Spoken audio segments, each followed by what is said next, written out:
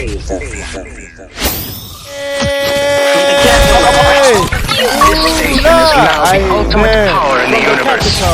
station is now the ultimate power in the universe, baby. Overview Radio, bring you Overview Podcast with your boy Joey Badubi Jr. Zeus is in the building, but before we get to Zeus, let's check out the ghost. Chief Ghost is the motherfucking name, and Central is where I'm from. Overview is what I represent. We outside, but we're still in the building. Oh yeah, Central boys are in the building. Calamari. Oh yeah, Calamari. yeah. We outside, but we're still in the building. Yeah. Zeus, What up? how you doing, my brother? I'm very centralized myself, so when you say that, show bombo isitiara tabala what up? Yeah, so we in the building, man. but we outside. Yeah, man, we have the man from Central. His name is none other than Zeus. This station is now the ultimate power in the universe. Thank you for having me, man. How you doing, bro? I'm great. I'm so much greater. Pula and then aene, like, because it shocks me. But some people say the pula, they say pula. I'm like, but it used to be aene. Yeah, like that. Like you are dressed like a big bro, huh? Like, do you feel like a big bro? Like a proper OG. You know, yeah, proper OG, bro, huh? I'm in my OG era, bro. Yeah. I must be in my OG era. Yeah, like, for real. Yeah. Like that. So yeah, I mean, I think I'm already feeling trench coat party vibes. You know, Yeah. the single I get has been trench coat mobbing. Yeah, and definitely. It's been doing pretty well. Like Thank that, you yeah, for yeah. all the love that you've You given. still it. rap, Zeus. Like, you still rap. You know, I get so annoyed when that question comes because Pops I'm like, out. okay, because clearly now it's about narrative, right? Yeah. I'll tell you a little story. Yeah. And this is a guy who's a producer who actually works for a creative regulating organization. Okay. You know, this guy meets me earlier in the year and he asked me, "Where's the new music?" I'm like, Yeah. okay, no sweat. We dropped 2 new albums this year. Yeah. War and Peace, Yeah. Disc 1 War, Yeah. that dropped on the 29th of December 2023. Okay. And then on the 4th of January, we Yeah. dropped Botswana Renaissance Art, which is a collabo album with Nomadic. Yeah. Oh yeah. Yeah. I'm glad that at least somewhere in the back of mine. Yeah. So I tell dog, this remember dude, that there's one, 2 new albums Yeah. on streaming platforms. Check Yeah, those out. yeah. And by the way, I think people need to understand when you're marketing music as an independent artist. Now, I was the budget that's about Sony, you know, I'm back to being fully independent. Yeah. It's such a resource game because, you know, the easiest thing to do is the below the line stuff. You know, above the line media space is expensive, like you know. So you do what you can. And my whole strategy was, okay, we're gonna go below the line, then go above the line. Yeah. Anyway, I've had a chance to engage with this guy one-on-one. Yeah. You know, oh, by the way, shout out Yarn FM. We did a great on-air listening session when we dropped. You know, the albums were number 1 and 2 in terms of BW hip hop for Apple Music throughout January. You know, so thank you. So below the line has been going great. Yeah. I'm literally marketing to this guy in person, telling him there's 2 new albums. And then, maybe a month later, I bump into him again. And he's like, his first question is, "Where's the new music?" Yeah. I was like, dude, we had a conversation about a month ago where I told you there's 2 new albums. So that says to me, okay, you're not really checking for the music. Now it's just the narrative. Okay, where's the new music? You know, because if you're really paying attention, you know, there has been new music, plenty. Like that. I mean, single wise, I'd say Kgosi was the first big comeback single after leaving Sony, putting out Draking as a mixtape on Zeus.com. By the way, Draking as a mixtape, that's another one where I'm like, guys, there's a whole mixtape. I hope you guys listen. You know, and by the way, that mixtape gives you a nice story of what was happening the whole time. You know, everything I was dealing with, from the label issues, feeling like the label isn't doing enough, to the grief and the personal loss stuff. You know? Like we'll get into that. You know. So check the music out. Listen, I mean, I talked about Kgosi. Bona Bloma was another single. Trenchcoat Mobbing is the current single, which has literally gone number 1 on Yarn FM for 5 weeks on the top 30. You know, I hope other stations are also showing it love. I think Duma FM, it's charting as well. I'll catch up with all of that.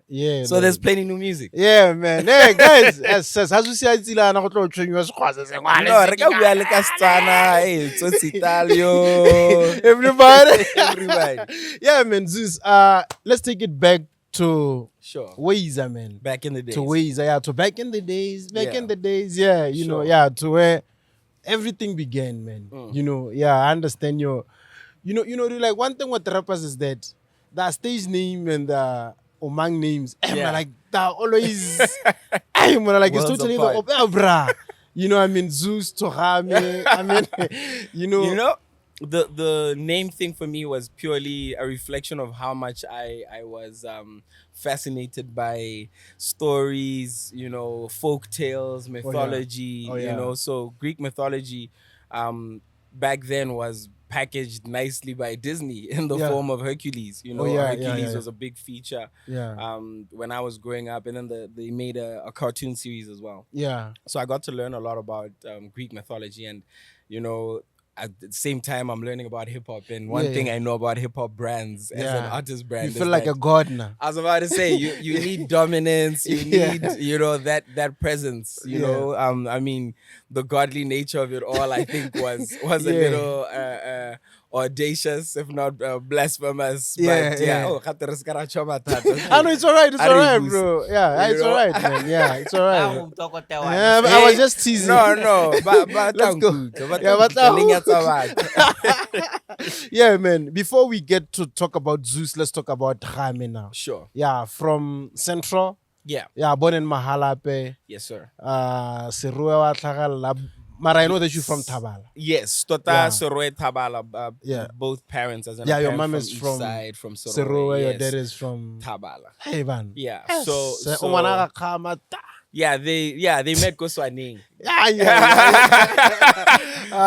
So yeah. Man. it Yeah, we really- sing more Kgosi Kgolo straight. Let's not even go there. Let's not get political about it like that, because it's quite unfortunate that now we Yeah. equate Yeah, mara me like re ke Kgosi Kgolo wa tribal gagwe. tribal allegiances to political allegiances, but I think it's important, Yeah. and very seriously so, Yeah. for our country to make sure that we always separate those two things. You know what I Thanks. mean? You know, but have you seen how, like, they've just intertwining? But You know, I think in some ways it's kore ke dilo tse di tswang bogologolong mo Yeah. Botswana. Ka gore tota ha o lebelela le gore yeah. lehatshe le la agilwe yang. La agilwe yang, Yeah, yeah, definitely. Tota magosi na le botlhokwa ke ona Yeah. e leng gore na buisa setšhaba gore batho ba tlhaloganye gore okay gore ke motawana, gore ke Yeah.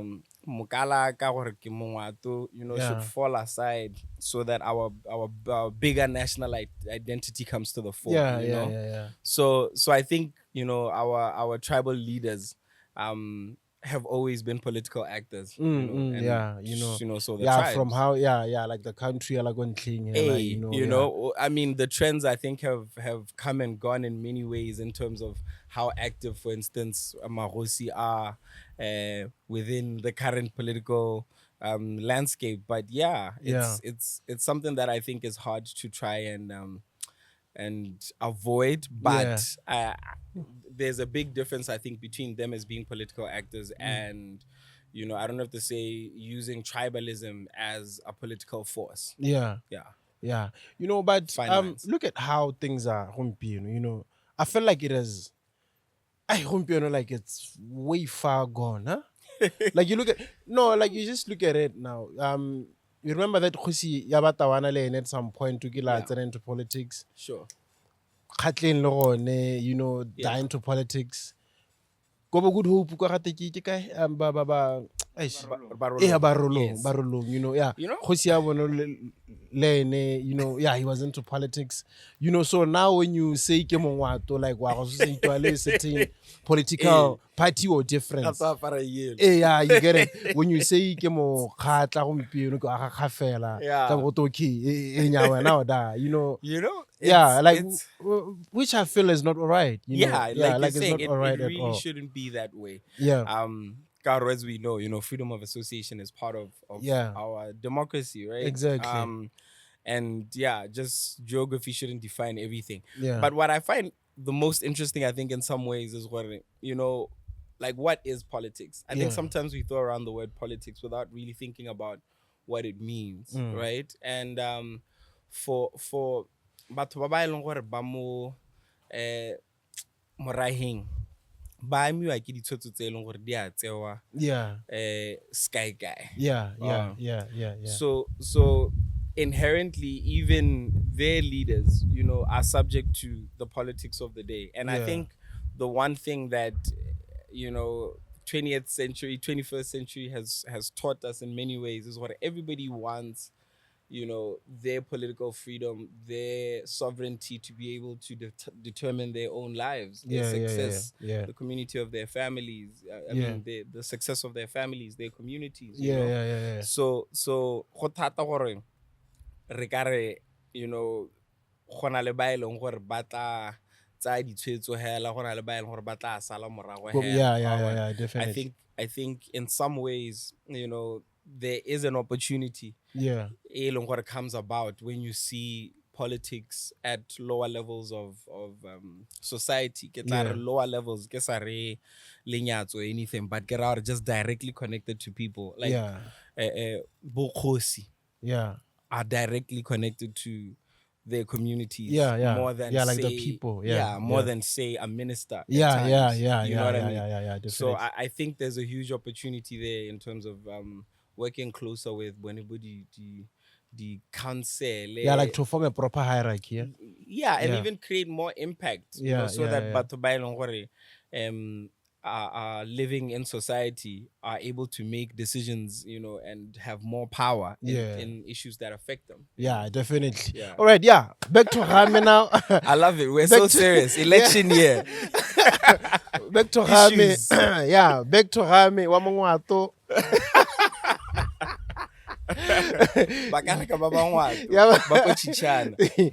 Man. Understand that. You from a family of, I don't know, 4 or you have 4 siblings. Yes, it's 4 of us in total. I'm the last of 4 children. Like you have 3 siblings. Yes. How was it like growing up? I feel like, in some ways it was like wrestling. It was like Royal Rumble. You know? Like you're always trying to get in a word and be heard, you know? I've noticed like it was a family thing at one point to constantly be talking over each other, learning how to listen to each other. I think became a thing, you know? But 4 is not much, bro. I guess. I mean, like compared to the old school, I know, like in the old school, geez, like 7, 8, 9 was same normal, as me, right? You know. But for the era, I mean, I was born 86. You know what I mean? And I think for that era, 4 was like, bro, I have 6 siblings. Yeah, I mean, you're an exception in some ways. Am I? No, for real. I mean, because I think like, especially from our generation, you know, it started being before 3, you know what I mean? I mean, it's just like today, the whole 1 kid thing. Bro, today is just the 1 kid thing. It's normal, you know, versus maybe back in the day, whereas it might have been more of an anomaly, you know what I mean? Yeah. But yeah, I think one of the coolest things was being a sponge, because as the youngest, you get to learn so many things from these people who, you know, you deal with constantly, who are ahead of you. You know? So, I mean, I constantly talk about music and how, you know, my eldest brother is my biggest hip hop influence, Lifika. Fix, you know, and in some ways, a lot of the hip hop that was connected to the R&B, you know, acts like Bogai and, you know, that Teddy Riley, New Jack Swing influence, you know, down to. Before then, let me ask you this. How was the economic structure or like family thing in it? Like no one like, you know. I mean, like as middle class, like I mean, lower class. I think like most of Botswana back then, I would say, like most Botswana back then, I would say middle class. You know, middle class. You know, aspiring. You know, and I know mobile. that your mom was a teacher. What about she your started dad? out as a teacher. He was a game ranger. Game ranger. Yeah, so he used to work for the wildlife department. But yeah, I think, you know, I love their story so much, because when I look at them, I think I see so much of the success of the old Botswana in terms of, you know, civil servants by Longwara, like, were very, excellent at what they did technically. Yeah. But were able to build, careers not just passively in very proactive ways. They cared for their departments and for the areas of work that they were assigned in terms of mandate. Yeah. But then flipping it to later in their lives, Yeah. more enterprising, more growth, that allowed them, I think, to realize some of the dreams that they had earlier in their lives. Yeah. How and why did you guys move to Molepolle? Oh, Malapole, my mom was heading Tseretang. Like the school? The junior school. Okay. My mom used to head Barber before that. So when I Oh, was like born, your mom was a school head? Yes. Dude, like you guys are rich now. Come on, Dude, So, like, like, you are Be rich. nice. so like Barber, when I was born in Mahalapi, she was at Barber. Oh yeah. then Can do is Parry. Mahalape. Okay. On your Yes. way to Shosho. Exactly. Yeah, Oh, okay, okay. you know, Yeah. centralized guys. Yeah. The wise guys. So Molepolle, I was literally starting school. So yeah, I started school Koha Meriwether. Oh yeah, You go know? Shepherd. Yeah, Shepherd. Oh, exactly. okay, Yeah, okay. yeah. For real? For real. Shut up. I'm old enough, like, yo, this Shut is how up. old I am, right? Shut up. I actually saw Yeah. the actual Meriwethers, right? Like, For real? yeah, I swear to God. you lie, I bro. swear to God, when I was in standard 2 and stuff, they were alive, for real. And the craziest part, like later on in school, I see them in a textbook, in a social studies textbook, like they were Yeah. missionaries or whatever. I was Yeah. like, what? Yeah. I was no. like, God, I'm ancient. Or like you and ATI went to the same school in Molepolle. Oh, yeah? Yeah, I had no dog. idea he went there. I mean, you went there. Okay, dog. crazy. You know, I remember we used to play football with them. You know, like our team Yeah. against that team. Yeah. Like our hood against that hood. Yeah. You know, I think he used to stay in MCE. Okay, Yeah, yes. yeah, so College like- of Education. Exactly. Yeah. So like would go play against them then we beat them. They want a rematch. Come to the hood, we beat them again. First time I Yeah. met him, he was telling me about Swanning and how, Yeah, like, yeah, yeah. you know, how he went to school there and how they used to listen to Freshly Baked. Oh yeah. I think he was one of the first artists actually who and he used to call everybody uncle. I don't know if he still does. yeah, like he all does. the older dads. yeah, you know? yeah. And I think he was the first artist that made me feel like, yeah, okay, you're getting older. Like Yeah. if not older. Yeah. But yeah, Hey, love to man. him, man. Genius. Hey, dog, Genius. Marme, Central has a whole lot of people, huh? So it's Yeah. you, ATI, who else? Chief Jeez, Ghost. shout out the late great Steez, no No doubt. man. Chino Chenchang. Like, who Yeah. else, man? Like the artist. Cheese. Fella. Mosako as well, MSK, right? yeah. Oh, yeah. Is it MSK is Mosako. from where? Yep. Mahalapa. Oh, for real? Mm. Okay, MSK fella. Who else, man? I feel like I'm forgetting somebody. Fella, bro. Well, yeah, you just Yeah. mentioned him, but I feel like somebody even Who older else? school. And like, who else, bro? Okay, no. Dice was ghetto. You know. Shout Yeah, out, yeah. That was ghetto. Yeah, but Yeah. I mean, it's wonderful to see that kind of representation in BW hip hop. You know. Wait, bro. So, like, Yeah. let us. Who's the king? No, before Ghost. Who's the king of Central, dog? Like from all those artists, Zeus included, ATI, Alumuting, everyone. Chino Chenchang, I'll give it to Alumuting. Zeus Dudes because Oh, Or like to come Zeus on. do- yeah, in terms of accolades, it's just like above everybody. You- Oh yeah, okay. They okay, maybe you picked a measure, so I'll appreciate the measure. But I was about to say you're a great podcast because that's what you're supposed to say to everybody who's here at the moment. If ATI is there, you tell them no, ATI for sure, you know. But I mean, you know, it's hard for me to ever pick those types of things, you know. Yeah. I always quote this line in How Common where he says, "There's so many thrones. Why do we argue who is the king?" Oh yeah, You oh, know, yeah, so oh, yeah. we all bring different things to the table. But Yeah. I mean, for me, you know, for the last 5 to 10 years, I've stood by my biggest vote. If I'm to pick one vote, Yeah. you know, has always been ATI because of the fact that Yeah, I feel like he's done, you know, really incredible things. Yeah. Beyond one. I mean, it's hard. He has, man. Yeah, yeah. He really has. It's hard to make hits. I think Yeah. people don't know how hard it is to make hits, right? Nah? Like it is Hey, bruh. for you to make a song that becomes catchy and everybody knows it and Yeah, loves sing it, along and to then it. Yeah, yeah. it defines a moment, if not an era. Yeah. It's a hard thing. Yeah. Never take it lightly, you know. And I feel like he's consistently done that.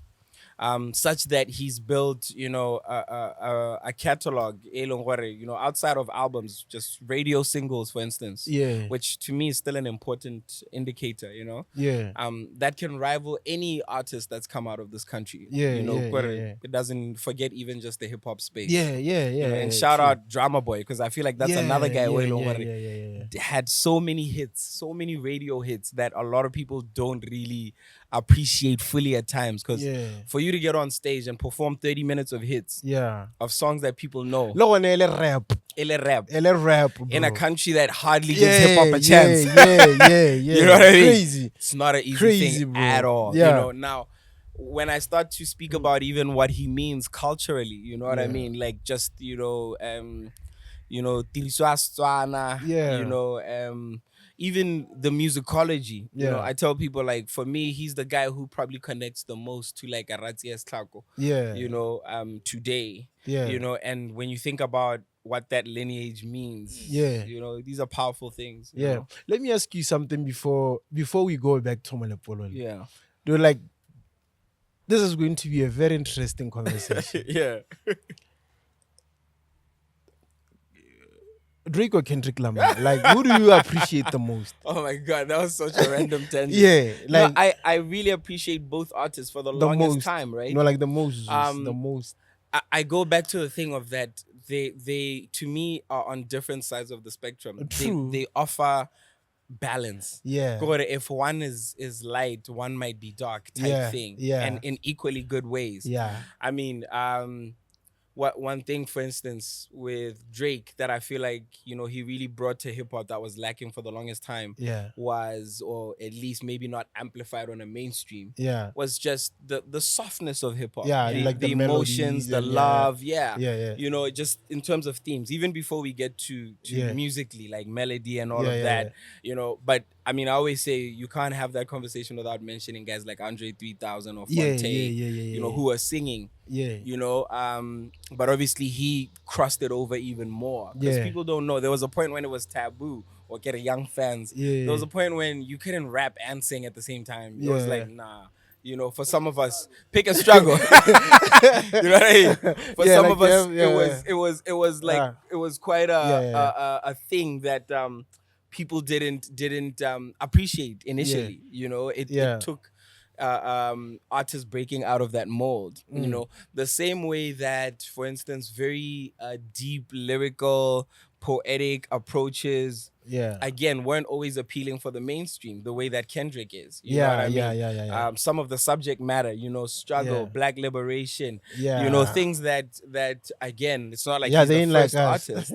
It's not like he's the first artist to speak to some of those things. But I feel like he's mainstreamed them in an era that really needed them. You know? But long story short, I mean, I know you want me to say pick one for the beef. I mean, I think it's been clear since the first response to me that Kendrick was killing it. You know? Kendrick. Yeah. So I mean, beef-wise, there's no competition there in terms of how it ended up playing Besides out. the beef? Besides the beef, Gun to your head. Do you die now or you gonna pick one? Gun to your head. I mean, let me appreciate tell the you most? albums. Let's talk albums. Let's go album for album now, right? Gun to your head, Zeus. Yeah, like I say, man, I talk too much. So gun to my head, like I'm not gonna die. I'm literally gonna say to the shooter, look, let's talk about albums, dog. I'm gonna be like, yo, let's talk about albums. Okay, so comparing Good Kid, Mad City to what was the first one? Thank Me Now, Thank Me Later, or something. Yeah, Thank Me Late. Okay, maybe they would go Good Kid, Mad City. Yeah, but not to say Thank Me Later. Yeah, that's what rap. Gems. Like, are we looking at? I'm looking at album. I'm looking at everything. I'm looking at a complete product. Got it, like from classic songs to messaging to whatever, right? Yeah. It's crazy because, geez, Kendrick really kills it with the album. His discography is near perfect. Yeah. If you go, what's the next album again? Was it To Pimp a Butterfly? Exactly. Oh my God. And then To Pimp a Butterfly, we're talking a classic, but a classic in a hip hop, jazz, high art kind of manner. Yeah. Right? Most of I know like a lot of the commercial mainstream fans don't necessarily think that album, might connect with audiences the way that, let's say, Nothing Was the Same does. Yeah. So for me it's a tie, but if I'm being, more mainstream, I'd probably say Nothing Was the Same. Okay. You know, Thank Me Later versus what now? I Can Think Me Later was against Good Kid, Mad City. Oh, okay, Yeah. okay. Yeah. And then maybe we go what? Mr. Morale. What would Yeah. you put Mr. Morale up against? I don't think there's a Drake album that can really step up to that. Yo, Chief Ghost. I don't really think Mr. Morale did that much, but I would take That's a great Damn album. over Mr. Morale. Oh, okay. Yeah. I'm even leaving out Damn. Look at that. Yeah. You know? Yeah. So yeah, I think on a discography level, I would say Kendrick. Yeah, Kendrick. But again, Okay. I'm a mood listener. Okay. There's times where I'm in Yeah. a mood where I want like high art and reflective and this Like that, yeah, But yeah. there's times where I just want Drake and Future, you know, Yeah, just yeah, on yeah. some dumb Like ish, that. you know Yeah, what I mean? yeah. I get it. So yeah, to me that's why I really truly believe in that thing. Yeah, where there's so many thrones, you know. Yeah, man. Back to my laps now. Sure. Unse go Malapole for how long? Jeez, from when I was like 6 years old until what, maybe 9, 10. yeah. We were about 3 years odd, I think. Oh yeah. Yeah. So like from there you guys moved to Gabs. That's when we came to Gomz. Yeah, that's when I became a city kid. Okay, yeah. Why? Because the lady was moving again. Yep, moving again, leaving teaching, going into teaching administration. Oh, okay. Yeah. By that time, where was your pops? Like when you guys move around the. leaving, like still in wildlife. Okay. Yeah, still in wildlife. Yeah, but living elsewhere. Yes, where I think it was Tabong at the time. Yeah. Yeah. Mhm. So are your parents still around? Yes. Oh yeah. Her pops is retired. Or lady has pulled the Michael Jordan several times. You come from retirement. So like she's finishing up again now. Oh yeah. But yeah, they're cool, man. They're in the golden years of their lives. You know, twilight of their careers, I'd say, or outside of just work and vocation, personal passions as well. You know. Yeah. So, Like there's this I forgot the name of the song, but one of your songs. yeah. Like you mentioned how you have had a fair share of private school and public school. Yeah. That So- was with that's a G-Spot song. Oh yeah. Yeah. So from there, I mean, like Shepherd. From there- Shepherd, I went to Lesedi. Like that's a government school. Yes, Mohabrun. Oh okay. Muri extension. Oh Yeah. okay. Like yeah. Wait, bro. Like you have a history at Rainbow, right? Rainbow was after Lesedi. Oh, Rainbow was okay. standard 7. Uh-huh. Beginning of standard 7. I went to Lesedi from standard 3 to 6, and then after that went to Rainbow from standard 7 to all of high school. Oh okay. Oh okay. Interesting. Yeah. Interesting. So that was the mix. That was back forth. Oh okay. I get Nyola as much as I know playing cricket. And yeah, dog. How was the experience at a public school, bro? I mean, like, what? first time, dog, I public like- school is a jungle.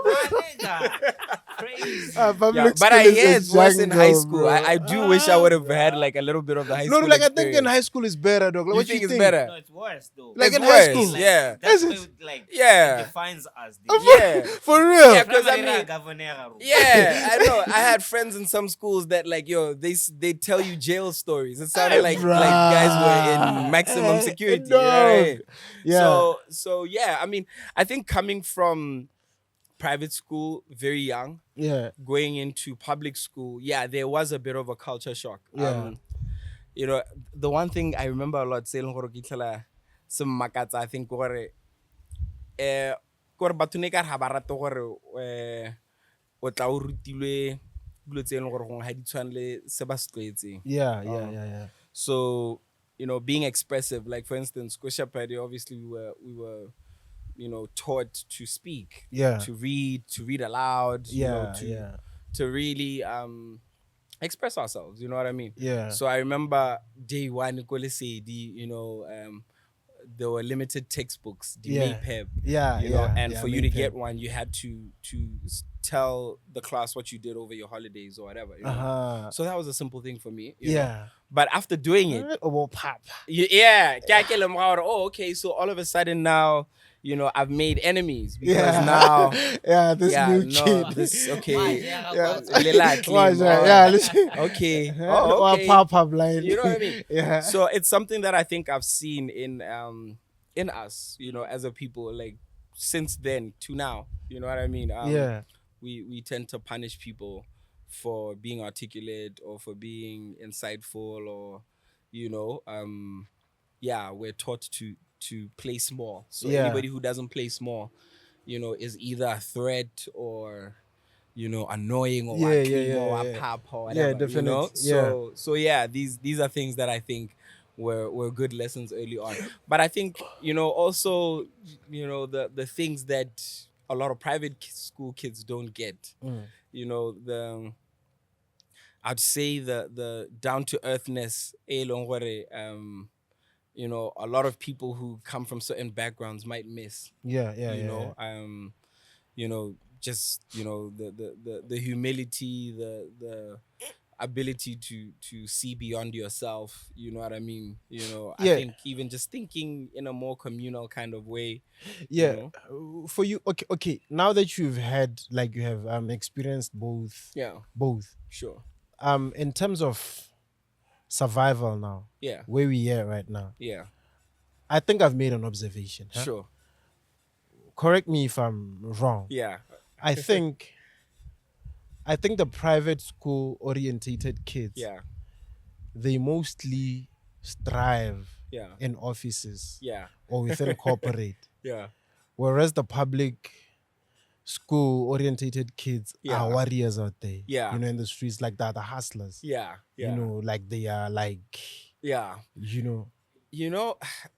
like they survive. And whereas like the private school kids, when like they need a contained space to survive.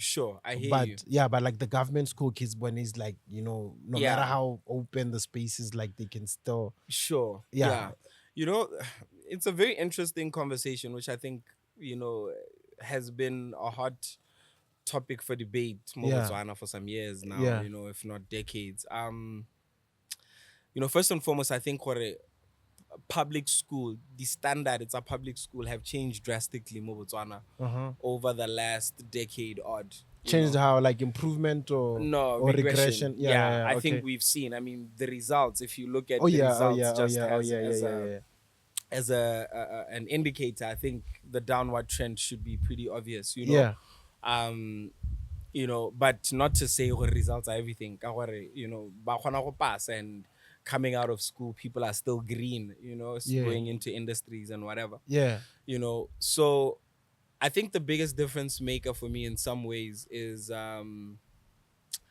exposure, right? Which can be, typically is a great thing. You'll find what most private school kids receive more exposure. When they had more options with things like extracurricular activities. So you got to learn things might put you in spaces that others might not have had access to. True. And these spaces come with a lot. Like golf is always the obvious one, where like it is a corporate language. You know what I mean? The guys who understand that are able to get into certain spaces. You know what I mean? So exposure, out the box thinking, this worldly global kind of thinking. Can be great for you, but how it borders on not being practical, especially for where you are. Because I think how private school kids are coming dilo tsa London, it's a New York.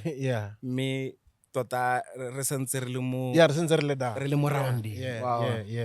Whereas I think people who are grounded maybe more in public school education at times are more practical in their approach to their communities. And I think the education at some level is more about less the technical, but more the social. Because again, like I say, the things that public school taught me, you know what I mean?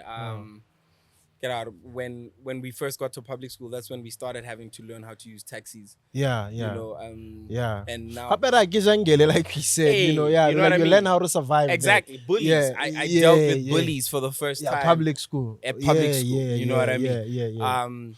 All of those things, you start learning how to navigate. I think in a lot of ways will end up making you a better citizen in terms of understanding how to navigate your society, not just based on your technical knowledge or cultural exposure. Yeah, definitely. So, Zeus, I mean, before we get to talk about Rainbow, I mean, no, wait, like, let's go to Rainbow now. Yeah. I mean, Rainbow is a school that has produced like a whole lot of Sure. creatives, Yeah, bro. I think You it's know? your turn now. Oh, yeah. No, Is it right? Yeah. Yeah. Oh, yeah. The other side. Yeah. Okay. Cool. Yeah. Yeah. Rainbow, ne? Yeah. Easy. Yes. Yeah, Easy. Emma Warriors. Yes. King B. Possibina, King Possibina, B. Zeus. Yeah. Who Jeez. else? Chief Ghost. Sasa was also from Yeah, so many, Sasa. man. So Yeah, many. Sasa Clan. Yeah, a whole lot of people there. Yeah. Yeah. What would you say is special about Rainbow? I mean, I think It's like St. Joe, huh? yes. Yeah, St. Joe, Leon. Yeah, like these two schools. Yeah. You know, with Rainbow, I think, especially for our years, because I was part of I'd say the second group. Well, initially, because I ended up skipping a year. Initially, I was part of the second group. Elongware was starting the high school. Yeah.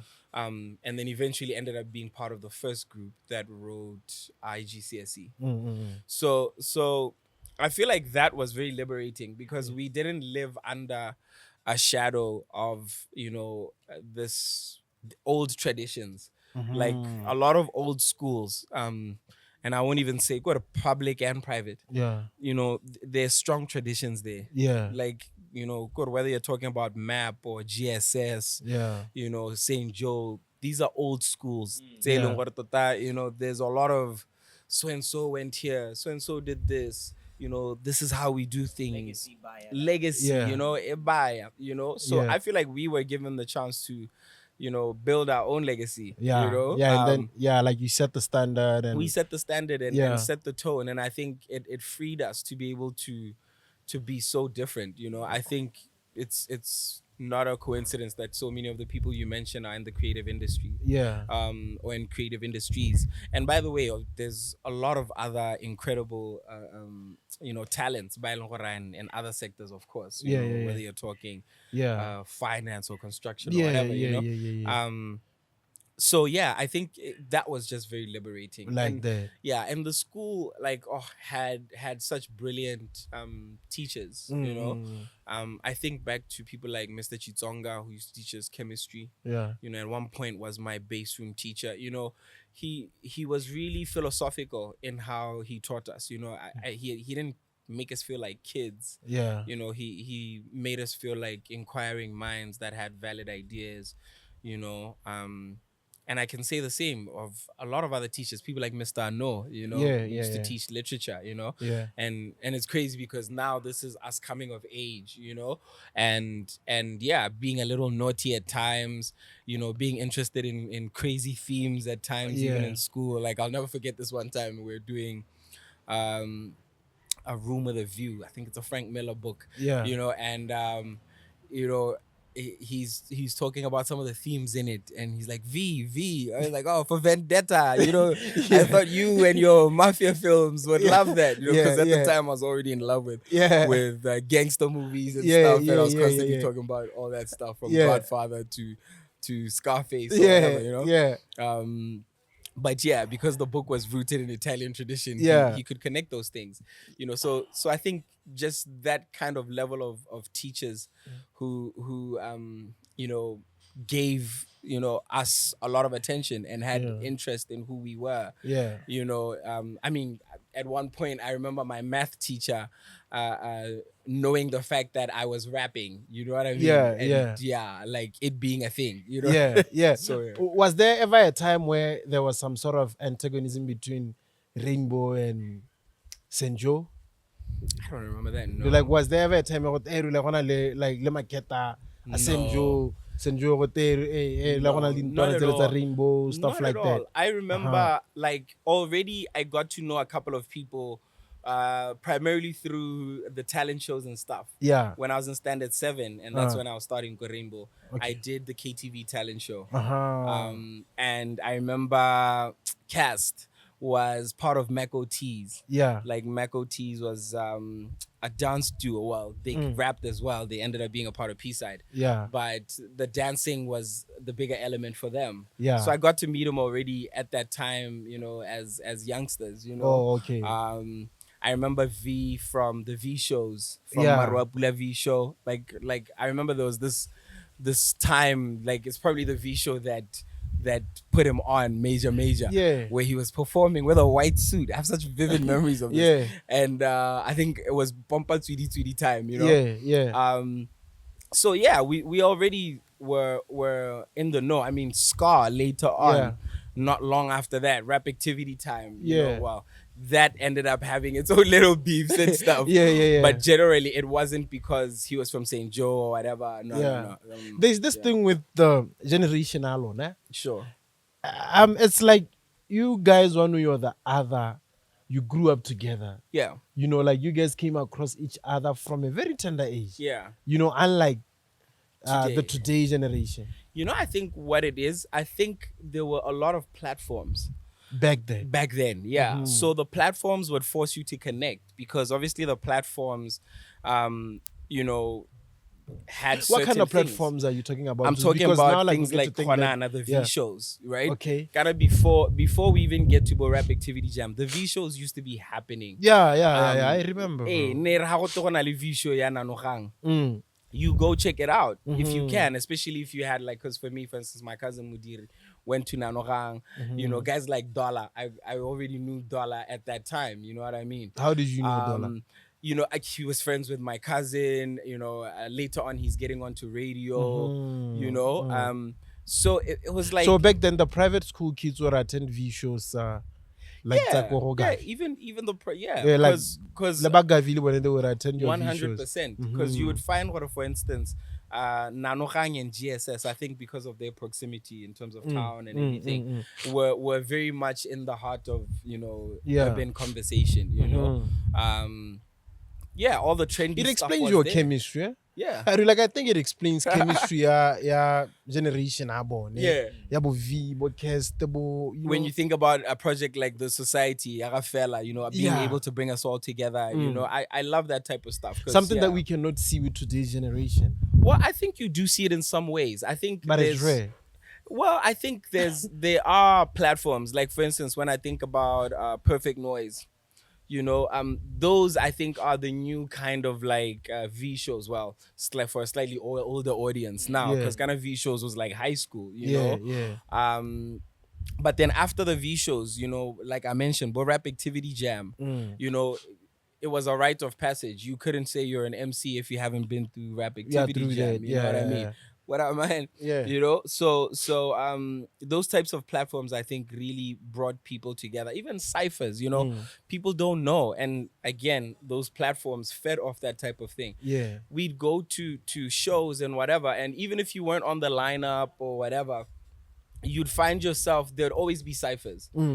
So like I might have to even explain what a cipher is. When a bunch of people gather around in a circle and start rapping, and they pass the mic to each other and stuff, whether it's freestyle, written, I think there was a lot of crafting. I mean, in Joburg, for instance, I remember getting there, and again, I went to Rap Activity Jam when I was in my first year of university. When you'd go to Mary Fitzgerald Square and Bramfontein, Baseline and all those places, there'd always be ciphers. There'd always be sessions. So that's how you'd meet people. You know what I mean? So I remember Sprite used to hold such things. Sprite as well. Exactly. And I mean, they were the what biggest, happened to those? They were the biggest sponsor for Rap Activity Jam. You know what I mean? And again, I'm glad you bring up brands like Sprite. I mean, we'll discuss them. Let's give you a little mileage, but critique. I think Botswana, one of the most painful things is that a lot of brands, are disconnected from their global identity. I mean, back then, yes, you had the local Sprite involved with the Rap Activity Jam, but you could see it was part of a bigger mold, continental or whatever. But now I feel like we need to be able to carry it forward. You know what I mean? Because we know these things. You know what I mean? I speak about brands like Hennessy, for example. Machiki Banwa Henny to come. You know what I mean? But in this country, they're not creating experiences for us, Yeah. you know, or supporting the community the way that we see, you know, globally. You have guys like Nas and Rakim as ambassadors, you know, continentally, guys like Reese. Oh, shout out Reese, yo. Yeah. It was love when he had me in his top 5. That's one of the biggest honors Yeah, any yeah, young yeah, MC yeah, has yeah, ever yeah. given me, right? Yeah. Guys like Manifest, you know, and if you look at the type of MC we're talking about, these Yeah. are guys who are sick with the pen game. I don't like lyricists, you know? even like the hip hop platforms, like I mean, like the shows, you know. Exactly. I was you going to know, speak about the shows yeah. next. I mean, I went to Back to the City last year and it was incredible. You know, the Hennessy experience there was crazy. They had that whole little bar VIP, you know, customer experience section that was decked out like a little boombox, you know. Geez, you know, these are the types of things I want to see locally, you know, because, you know, the culture reps, the culture consumes, you know, but I don't know if we're seeing the same kind of investment into the culture as we're seeing regionally and globally. You know? Okay, Zeus. Yeah. Podcasting now, man. Like, yeah, like let's get into the podcast now. We've been chatting for over an hour. Or something. Yeah, yeah. Experienced both sides growing up. Last born, Yeah. you know, spoiled obviously. You know, rainbow, you know, Sure. creative, rapper, stuff Sure. like that, this and that, you know. Yeah. One would wonder, like, for a nigga like you, bro, Yeah. at what age did you break your virginity? And how? I knew there's going to be some random tangent question no. like that. Wow. Yeah. Like, I don't do the blindsided weird podcast questions. Like, I don't. Yeah, no, like, just give us a clue. don't. Yeah. No. I'm not gonna get into that. I'll tell you, I'd finished high school, so that's as much as you're gonna get out It's of like, me. dog, like a private school kid after finishing high school. Yeah, A after bright one finishing for that high matter. school. Yes. Wow, I didn't see that question coming. Yeah, man, welcome to the podcast, bro. Yeah. Wow, that was random. Yeah. Okay. So, like, are you still sticking to after high school? Yes, it was after high school. Like, for real? For real. Yeah. Like, for real? For real. Yeah. For real? You swear? Yeah, I swear. For real? But you do understand that I finished high school at 16, right? Oh. So, yeah. Oh, I was okay, 16 yeah. when I was 17, yeah. Oh, yeah, happy back then. Back then. Oh, okay. All right. All right. So, yeah, no, raps comes along, man, nigga. Yeah. I understand that your brother Fix, Yeah. like, he introduced you into rap, huh? Yeah, in a lot of ways. Yeah, Yeah. for me, like the first hip hop song, like that I got to know was the tribute to Biggie. Oh, yeah. Every move I make. I'll be missing you. Yeah, I'll be Yeah. missing you. Followed by Do for Love by Tupac. Yeah, that's an era, man. Yeah. For you, like, which is the first hip hop song that you can? The first one I ever learned how to rap like fully was Nothing But a G Thing, Snoop and Dre. Like that is 1990 what? 3 or 4 or something 3 like or that. 4. Yeah, I think I was in standard 3. I always say I had no business learning. Like that fast, how right? old are you by then? Jeez, let's see, I was born in 86, so I must have been about 7 or something. Like, Wait, but like before that, yeah. I do remember Heavy D. Yeah. Heavy D was big, you know. But now that we found love, Yeah. you know, Yeah. like, I do remember those songs growing up. Yeah. MC Hammer, Yeah. no doubt. MC Hammer was huge as well. Funny enough, the biggest Hammer song I remember from that era again was a song I had no business listening to, Pumps and a Bump. Yeah. Like, yeah. Yeah. So, like, do you remember Biggie and Pac? Of course. By the time Biggie and Pac were like popping off, I was about it. Like, I remember, we can swear. But you remember it's a them when- podcast, right? yeah. Party and Bullshit. Yeah. They're like, was- it's a podcast, relax. Yeah, I know. Party and Bullshit Yeah. was on. I can't remember that movie with Ed Lover and Dr. Dre and stuff. And I remember it was a soundtrack. I remember Yeah. that movie. I remember. It's crazy how many hip hop classics I remember from films, because Yeah. at that time I think the hip hop film thing was really coming up. You know, like Speaking of that, bro, do you remember the movie Set It Off?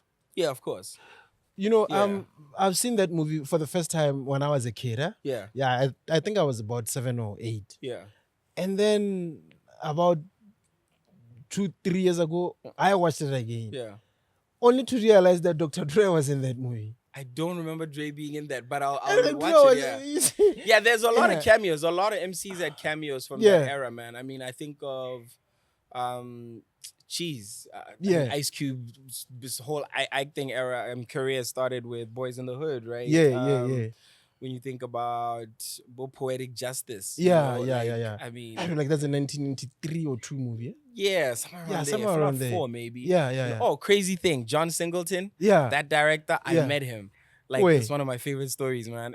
Oar Tambo. Oh, okay. Yeah, we're okay, both yeah. coming, had just landed from on a flight from the US. Mm. And I see this guy just sitting in sweats, you know what I mean? Just Yeah. chilling out. I'm like, that is John Singleton. Yeah. You know, because most people don't know directors. Yeah. You know, so these guys yeah. get away with just like chilling and like enjoying being in public, you know.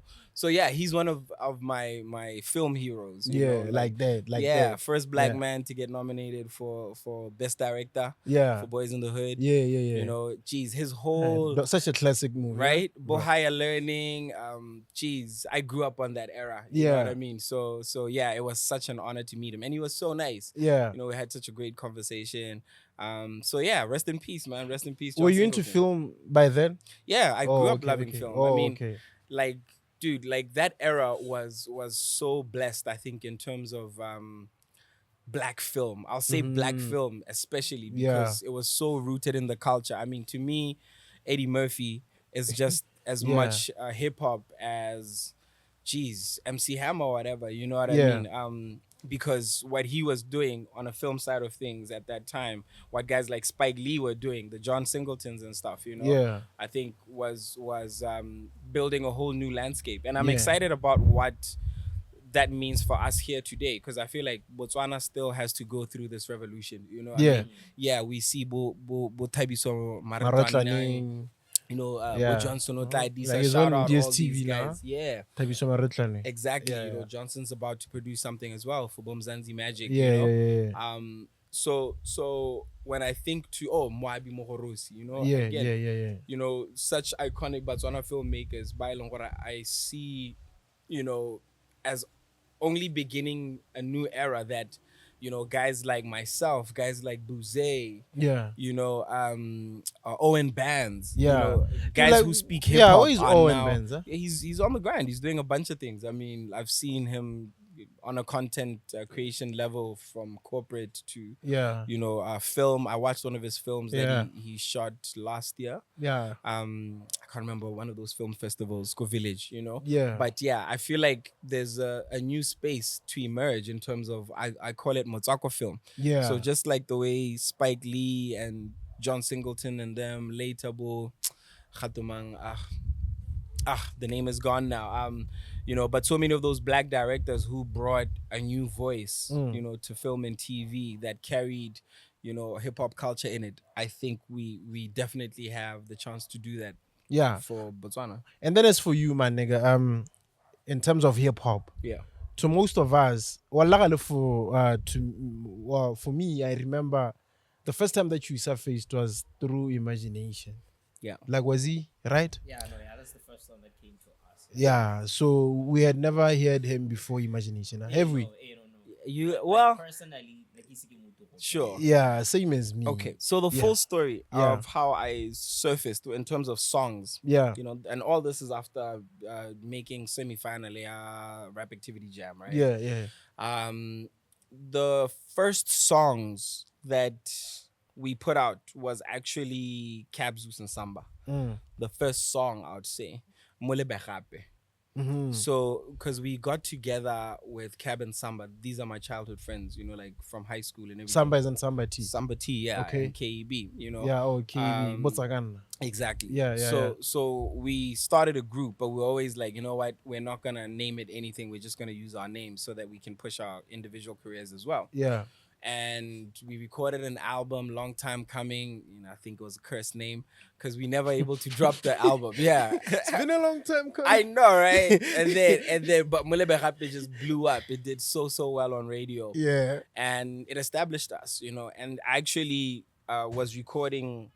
I get it. We paid Go Track Studios, Schizo Spot, to record our own material, but he liked the stuff so much that when he was doing Forensic Records, he offered me a deal, and that's how we ended up recording my first album, which again was unreleased officially, Corners, Clubs and Churches. Yeah. That's what Yeah, had like Triple C. Yeah, that's what had Bozatsa City and then Imagination. So those were the first two singles. But before that, Schizo was also working with Mbodlela, long-time dancer, one of his Schizo as first in Diddy acts. Ski. Yeah, as in Diddy Ski. Yeah. And Mbodlela, we recorded features for his project. There was Get Up and Dance, had a small little snippet at the end of that, which did pretty well on Yarona. And then a song called Tequila, which also did pretty well on Boyarona and RB2 and them. Yeah. So yeah, those were my first songs on radio before I started getting my own solo action after the singles blew up, because after Your Name Imagination and the album didn't drop, that's when I left the deal and then ended up putting together Freshly Baked. Do you still feel Imagination is your biggest hit? Because for me, I feel like it's yeah, well, like you have other hits, but I feel like in terms of the biggest, Imagination is the biggest. I don't know about you. I would agree in a lot of ways, because I think it's a song that crosses over in such wonderful ways. Like genre wise. Yeah. I think the dancehall choice was so inspired. The dancehall thing as well, huh? Yeah, so shout out 5E. Speaking of dancehall though, what did you get the idea to call Stagger and do? Yeah. All of that was the production team in Schizo, who was really exec producing, and 5E, who was on the notes. But Schizo had such a brilliant vision, I think, for that song from inception. For real? Yeah, I mean, But how did he get Stagger to do all that? I mean, he was close to Stagger already. He was close to Stagger already, and I don't know how he knew. He flipped on a patois and all of that. Yeah. But I think they knew him like that in terms of, because obviously Stagger is half Jamaican and all, you know. Yeah. So I think those who knew him knew he had it in him in terms of culturally and all of that, even before he was really putting out that vibe, you know, because I think when most people heard the hip hop, they just heard him as a rapper, not really in a dancehall flavor, you know. Yeah. So yeah, I think it was such a well-produced song in terms of, you know, bringing together different elements, you know, because there's almost, you know, as much as it's dancehall, it's hip-hop, you know, and at times almost feels quite house-ish. I don't know. Yeah, like that. Yeah, I mean, funny enough, somebody on Twitter, was it on Twitter or something, a young guy was talking about discovering the song like a couple of months ago and how oh my god, this song is so dope, it's so fresh, and people were laughing at him, and I was like, okay, I don't think that's nothing to laugh at. For me, it's actually a proud moment that somebody from a whole new generation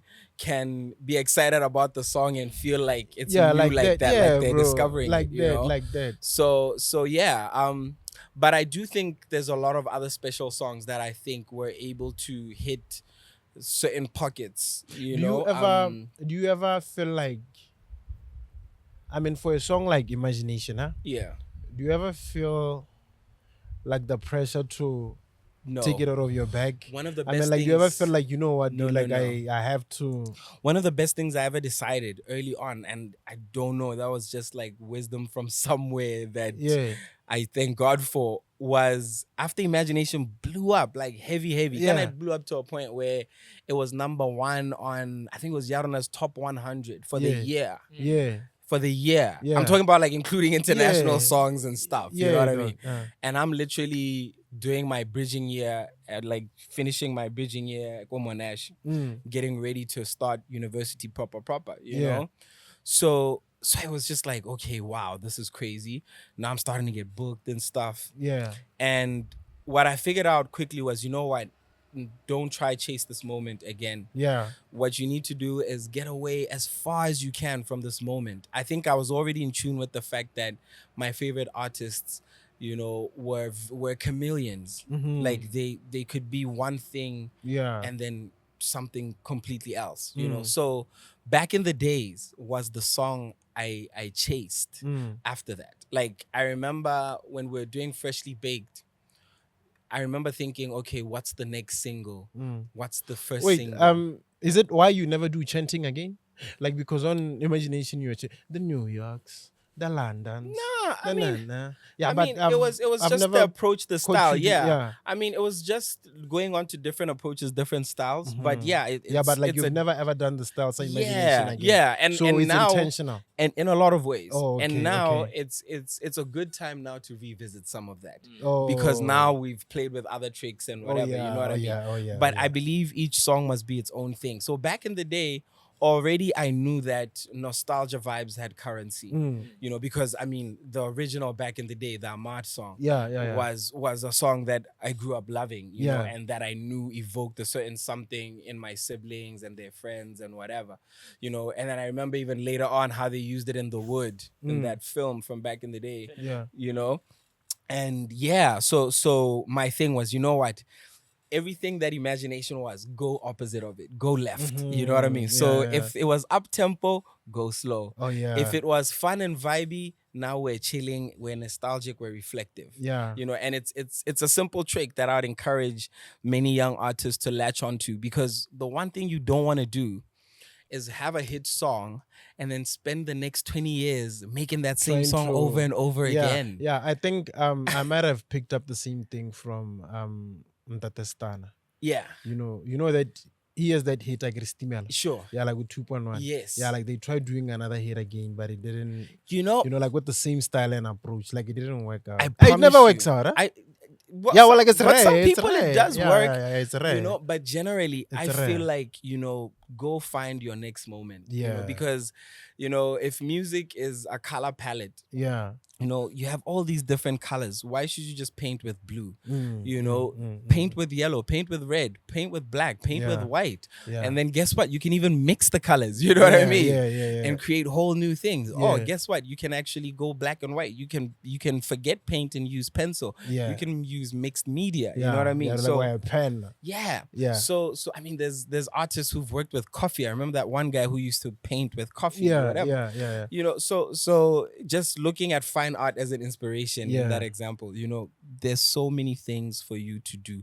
And I'm okay with risking it all Yeah. and never having that same level of success as that one song had. But you will find other mountains. Because for instance, when I think about a song like That's What's Up, it is its own monster. Yeah. In some ways, it's actually bigger than Imagination. Bro, Where if I no. talk from a continental perspective, I remember Yeah. Hype Magazine. I mean, this is Yeah. the authority on hip hop from Yeah. South Africa for how long?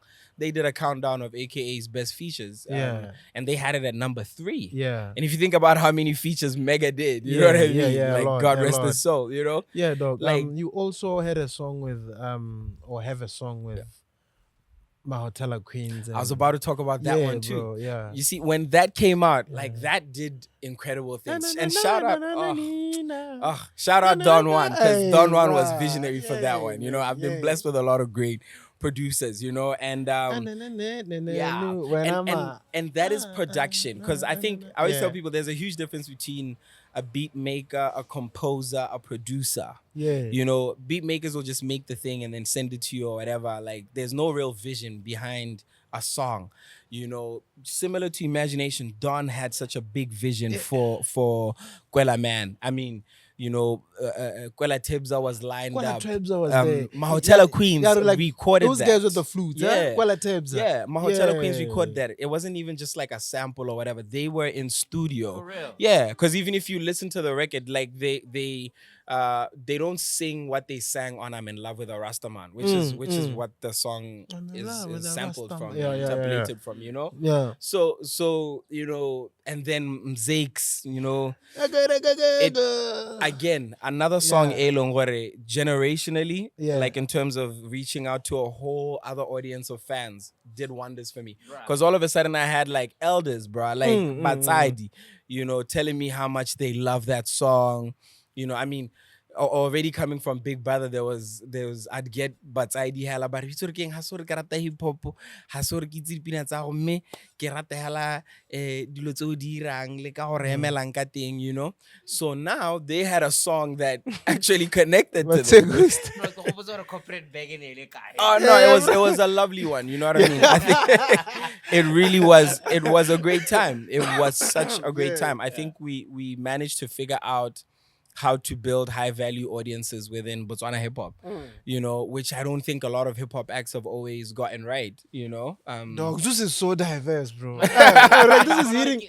Like this is only hitting me now, it's dog. hitting me now that my nigga, we are around greatness, right? Bruh. Like this is so diverse. I appreciate bro. that. You know, it's crazy because I get shocked shit. all the time when you know, promoters don't want to book us or want to argue about booking us when we talk about value, you know, because I'm always like, guys, when we're talking about appeal, like I can give you a range of audiences, you know. I mean, now when I think about a song like Trenchcoat Mobbing, which, like I say, has already gone number 1 on Yarona FM, you know, and who it's appealing to now, you know, I feel like we're crossing over to even younger audiences, reconnecting with core fans in terms of millennials and, you know, 40 plus gang. Hey, my 74, I rocks with y'all too, you know, you know, all the way down to Gen Zers, you know. Geez, I'm not on TikTok, but I think we're about to start a TikTok before the Trenchcoat party. You know? Yeah, you have to. Yeah, it's a must. Yeah, dog. I remember when Casper dropped Malome. Huh? Yeah, Dude, like I remember telling guys, dude, like I've seen the similar concepts. Then I forgot it was you. You know, dude, like dog. You know, dude, it makes sense now. You know, I'm really proud of the music.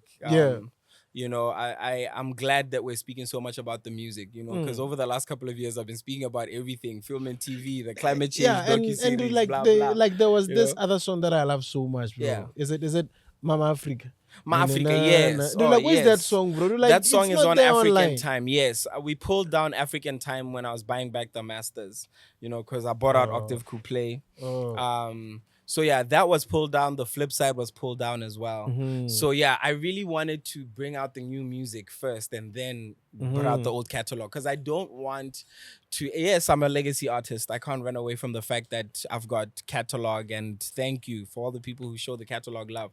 But one of the most frustrating things about having, you know, big hits in terms of singles and albums becomes the fact that now sometimes people want to date you and box you to just that music. Yeah. So sometimes even when you're putting out new music, all they want to do is go listen to the classics. Yeah. So I kind of enjoyed the fact that, okay, that music wasn't there. Now, if you wanted to listen to a Zeus song, you were forced to listen to War and Peace. This one, War. By the way, this 2 Peace is coming soon as well. Yeah. Dude, like, you seem to be enjoying talking about your music. Huh? Yeah, I am. Like, I see how I really am, you know, because like I say, I'm proud of what we've put into it. You know, like, I mean, first and foremost, like I was saying about being an independent artist again, it's so much harder. You know, I mean, when I went to Sony with a complete project, which they did a buyback for. But typically, when you're in a label setup, you know, there's producers and producer relationships all around you. They take care of that. There's A&Rs around you who can help you with this, that, you know. But in a weird way, I've come to notice, I think I thrive more when I'm more in control of all of that, you know, and working hand in hand with my producers and composers, you know. So yeah, when I think about, you know, leaving the Sony situation, speaking of that, bro, what happened between you and Sony? I remember back in... No, it was just a simple frustration of, you know, Sony signed you directly? Coming. Yes, I did an artist deal.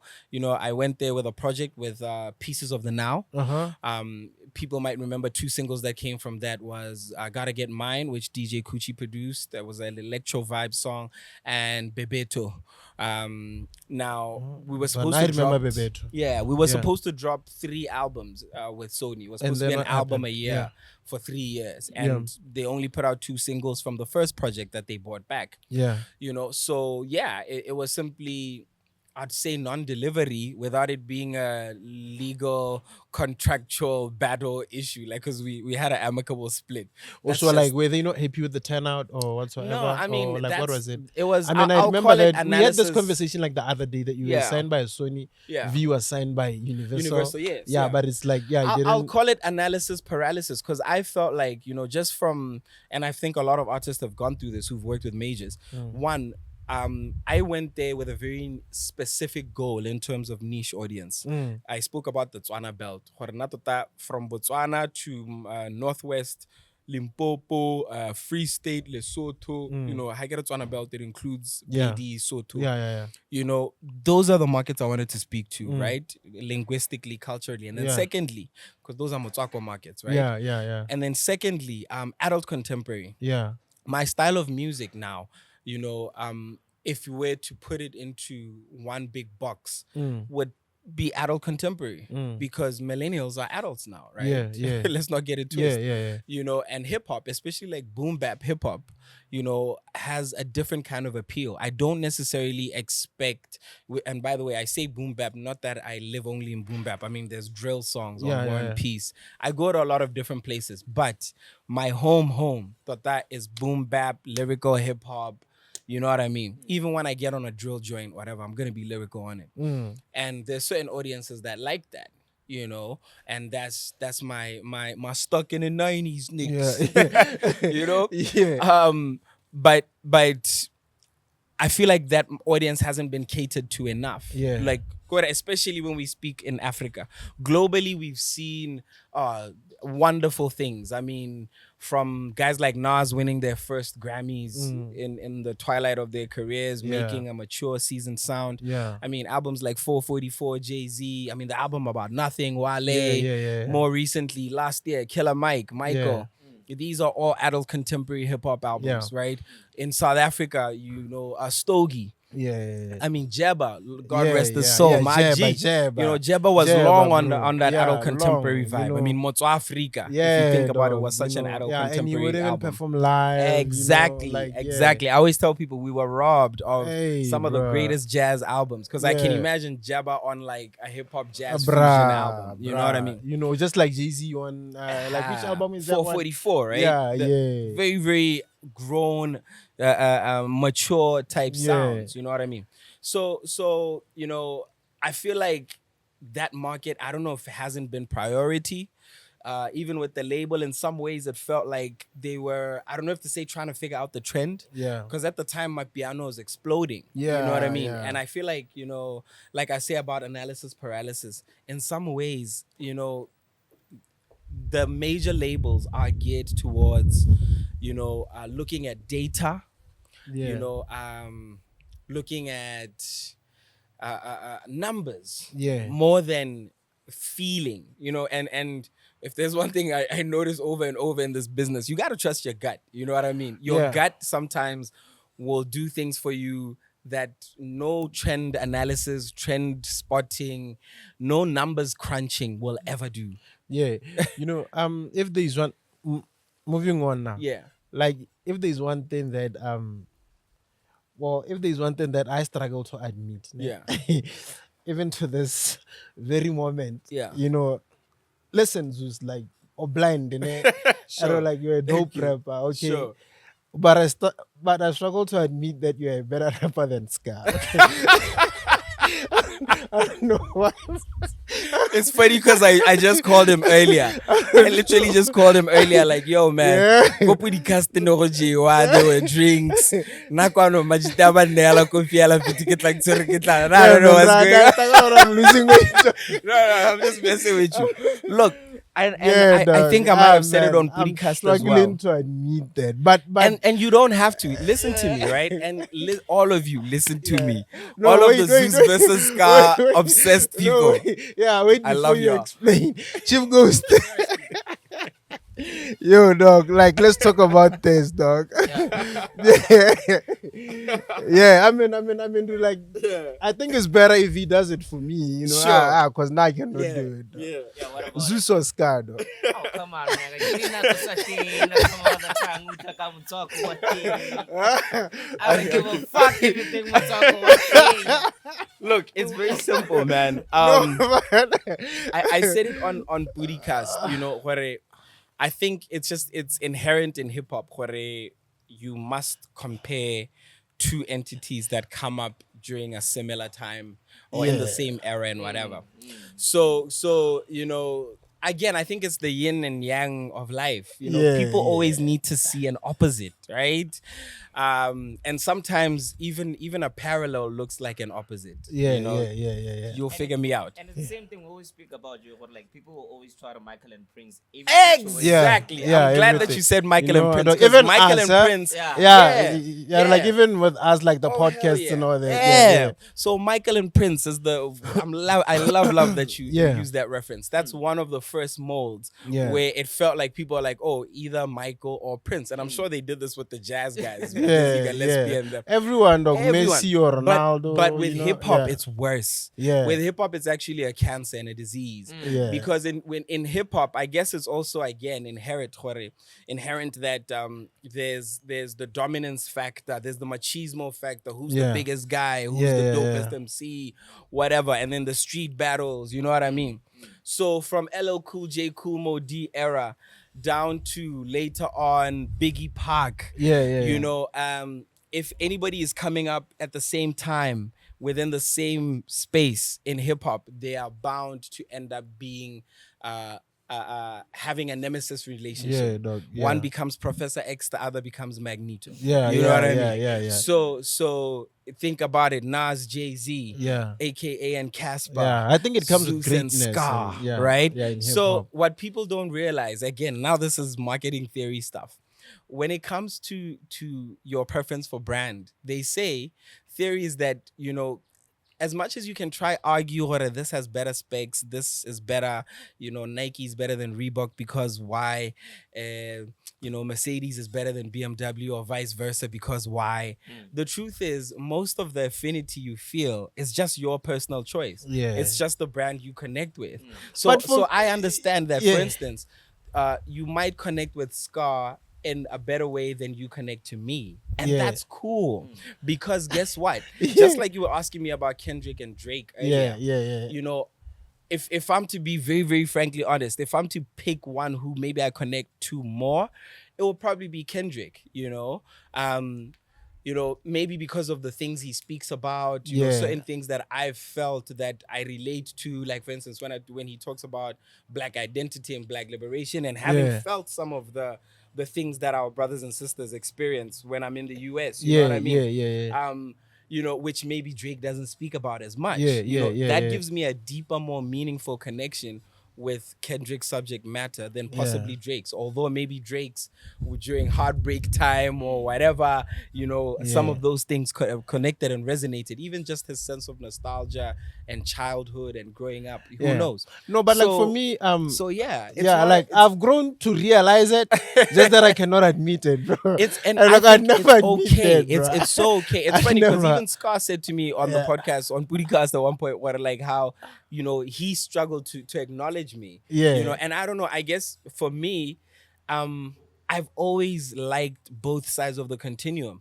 I loved Tupac and probably still love Tupac probably more than I love Biggie. Yeah. But I love Biggie. Yeah. I connect a lot with Biggie. The same way that I love Nas as my GOAT, right? Yeah. All time. You know, especially now with the Hit Boy Esco. run. Yeah. Yeah. I mean, I think there's no question to me who has the greatest hip hop discography. Yeah, You know what I mean? yeah. Those There I'm with you there. the double Yeah, trilogy no. with Hit Boy is Yeah. better than most guys' lifetime discography. Yeah, And that's crazy. Yeah, dog. You know? But the same way I love connect to Nas deeply, I also connect to Jay-Z. Yeah. Because there's a certain hustler's mindset, entrepreneur spirit that Jay-Z had and packaged long before Nas was moving like venture capitalist mode. You know what I mean? Yeah. So you long and short, you learn something from everybody, Yeah. and it's okay to have personal favorites, even if that favorite is not me. Yeah, like that. Yeah, I know, but I think it has always been clear that like in terms of like the greatest MCs and all that, like it has always been you, Ska, like who else? Yo, talk about nomadic. Yeah, talk about Nomadic, nomadic. Talk you know, about, from yeah. our era, I always say nowadays when we talk about a top 5, I think BW hip hop is big enough to have different top 5s for different eras. You know what I mean? Yeah. You know, I think about guys like Diablo, you know, and by the way, Billy Blunt. yeah, and Yeah. it's crazy for me, just like in the US, don't get it twisted, the veterans are rapping. Yeah. The old school MCs are just as nice, if not nicer, than a lot of new generations. You know Yeah. what I mean? I mean, like, again, I was talking about guys like Killer Mike. I was talking about guys like Nas. Out here, guys like Nomadic are still killing it. I mean, check out Tswana Renaissance Art. Like I said, our collaboration album. Yeah. Pula Citizen, for me, is still quintessential Setswana rap album. You know what I mean? Yeah. Nomadic, Apollo, he's featured on Big Homie, on War and Peace. Yeah, but Disc One also War. Zeus. I mean, as much as you guys are still rapping and all that, Yeah. do you guys realize how the do you guys realize how, I don't know how to put this, but do you guys realize how the game has completely changed? Oh, 100. I mean, in a sense that, you know, you've been talking a lot about radio. Yeah. You know, like to show how big a song was. Yeah, whereas it's changed. Yeah, like that's not the case anymore. 100. So as much as you guys are still dropping the music, Yeah. how do you guys move about to stay relevant? I love that. You know, Yeah. I think it's got different dimensions. Yeah. You know, one, the music marketing, you're right. In a lot of ways, certain things have changed. You Yeah. know, radio is no longer just the only platform. 100. Especially here Social in Botswana. media. Like in Botswana, radio is no longer the thing. You know, I'll tell you this. People underestimate the reach and power that radio still has. No, I mean feel like in comparison No, yeah, to sure. other things. Sure. I mean, especially maybe going back some time. You know, online is a very interesting space as well. Because I tell guys, you know, and we were together at that content monetization thing not long back. There. You know, it's interesting to me that, you know, a lot of traffic is channeled towards social media, towards streaming platforms. But when it comes to monetizing all of that content, we're still struggling more Botswana. Yeah. You know, I mean, even just the economics of streaming, I tell people that streaming is made more to create access for fans than it is to make money for us. Because no Rixa album 100 pula on the spot, you know, minus the cost of even pressing and whatever, it's a fair profit, you know, that you're making on the spot, maybe 50 pula plus profit. Whereas today, streaming Motoret's album, when they pay what, $40-50 per month for all of the subscription, Apple Music or whatever, or Spotify or whatever, you know. So there's the high value versus low value conversation. I still think a lot of people aren't having enough. Whereas I still maintain when it comes to high value audiences, you know, corporates, you know, even for live performance and the like, you know, people still measure in our market above the line as quite, you know, valuable. Yeah, it's great to see that more and more social media artists have defied the norm. You know, I mean, people like William Last, No Da, you know, I think even Bo Buntu Band, when I look at them, they've literally built careers around social media, which is wonderful, you know, but don't miss the opportunities that a lot of the old platforms still have. I mean, people were surprised. For instance, I was chatting to a producer from Zambia, incredible producer who's worked with the likes of Sampa the Great, you know, guys who are licensing content for Marvel, Jesus, Disney money, you know. And I was talking about how with Trenchcoat Mobbing, we've marketed it now for going on 3 months. Because back in the day, the rule used to be that a single takes about 3 months to catch fire. And now the social media models, guys are putting out a single today, and then in 2-3 weeks, they're putting out another single. You know, sometimes not even fully deriving full value from that first single. You know what I mean? Because they're playing to the taste of the short attention span, quick change onto the next, you know? So when I think about, you know, like you're saying, the changes, yeah, there's some changes to work with, and that's why more and more of us are working with social media marketing strategists and teams. Bless you.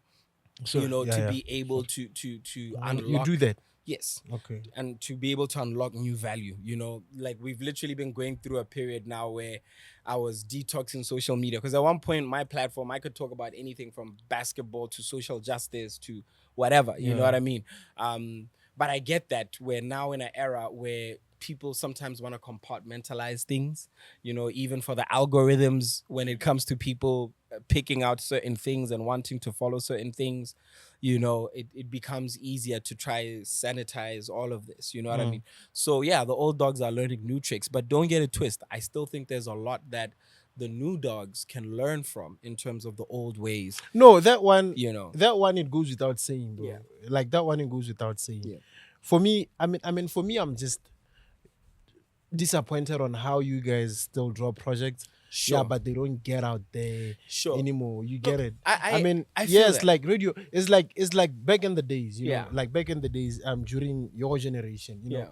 you guys would still, you guys would be relevant, and you know what Yarn FM and RB2 are the stations. Sure. At the same time, you'd still get RB1 to play your music. Sure. At the same time, you guys would still go to Makaraha. Yeah. You get it. At the same time, you guys will go to Flavor though. Yeah. You see. I think So now is like with your generation, Yeah. that are left behind in terms of like the migration now. Sure. Like the online. I'm with you. I migration mean, and I meet transitioning and all fans. that. I You meet get it? fans by Yeah. are millennial and older. Online to Yeah. be honest. No, I get you. We always complain of how your music is not Sure. not necessarily you, but No, most I know. of you guys, most, yeah, I know Boska, 100%. like some of the songs are not there. No, 100%. Mosako, like 100%. And whole lot I of think those guys, yeah. there's a lot to be said around onboarding guys. yeah, Making sure guys are working with the right teams and team members by and what to speak, the new landscape, Yeah. But another thing that's tell them to interesting cop out though. the money, bro. Problem is that they don't want to pay. Okay. That's the problem. No, this country You know, now the is tell niggas people. drop the money, No, the thing guys. about Botswana is you have to create value. I tell people, sweat equity mo Botswana is your best bet. Yeah. Come, let's do trade exchanges. They know how to create value. That's where we unlock money. Yeah. I've seen that true, happen true. countless times. Yeah. Let's do a pilot together. Whatever. Go find corporate value. That's how we unlock money. Yeah. But I was gonna say something that's been said in different markets about this topic is that in some ways the nature of the game today is that mass is dead and dying, right? Now niche is what's gonna dominate. So for instance, the conversation of whether rap will have another mega star has been something I saw recently, which, as somebody said, and I think I agreed a lot with them, the last real megastar that was coming out was Pop Smoke, before he died. That was the before guy, he died. Oil Ngore, was probably going to be at a level where like a 50 Cent was at one point, or a Jay-Z, or, a little way. yeah, a Little Wayne, Yeah. the same way that for us out here, there was a point when a Scar was like that or a Zeus was like that, now what's happening because of the fact that everybody has their own screen, has their own tastes, go to even at home as a family. And this is the perfect example, which is how superstars used to be created. That influence of passing on your mom's tastes, your dad's tastes, or your older siblings' taste is gone. Because we're no longer sitting around the same TV and saying, okay, we're watching the Fresh Prince of Bel-Air, which is what made Will Smith a mega star from across generations, right? Across races, across different types of demographics, right? Yeah. Everybody used to come around, they used to call them water cooler shows in American TV lingo, and watch that thing. Now, somebody is watching Shogun on their laptop. Somebody else is watching Coco Melon on their tablet. Somebody else is watching a movie. God on of their Thrones. I think Game of Thrones. Yeah. Oh, and House of Dragons season 2 about to start. Hello. Showmax, free plug. You actually not free plug. You guys should get corporate money. So you know that dynamic is also happening in music because what you find nowadays is that everybody is listening to different artists. Yeah. When I ask people, you know, for recommendations and stuff, I'm often blown away by the number of artists I don't know. You know, because now, you know, there's some stat that over 100,000 songs are uploaded onto streaming platforms every day. Yeah. That's a crazy stat if you think about it. Do like 'cause 100 and what? over 100,000 songs are uploaded to streaming platforms So every like in day. a day. In a day, yeah. That's crazy because that's crazy, now we're all competing globally. I'm not just competing with Yeah. rappers in Botswana Yeah. or whatever. For your attention and time, I'm competing with everybody who's being uploaded onto streaming platforms. Yeah. So all those people have chipped away at the market. Yeah. You know, to a point where now everybody has their own personal superstar. Yeah. And yeah. very few of us share crossover stars. Yeah. So I think, you know, for me, it's an interesting challenge, Yeah. you know, and an interesting opportunity too, because when I think about already the core base that we have, you know, I'm happy to reactivate with music like now, with songs like Trenchcoat Mobbing, you know, that Spoke Sage sample connects with a certain audience, you know what I mean? Yeah.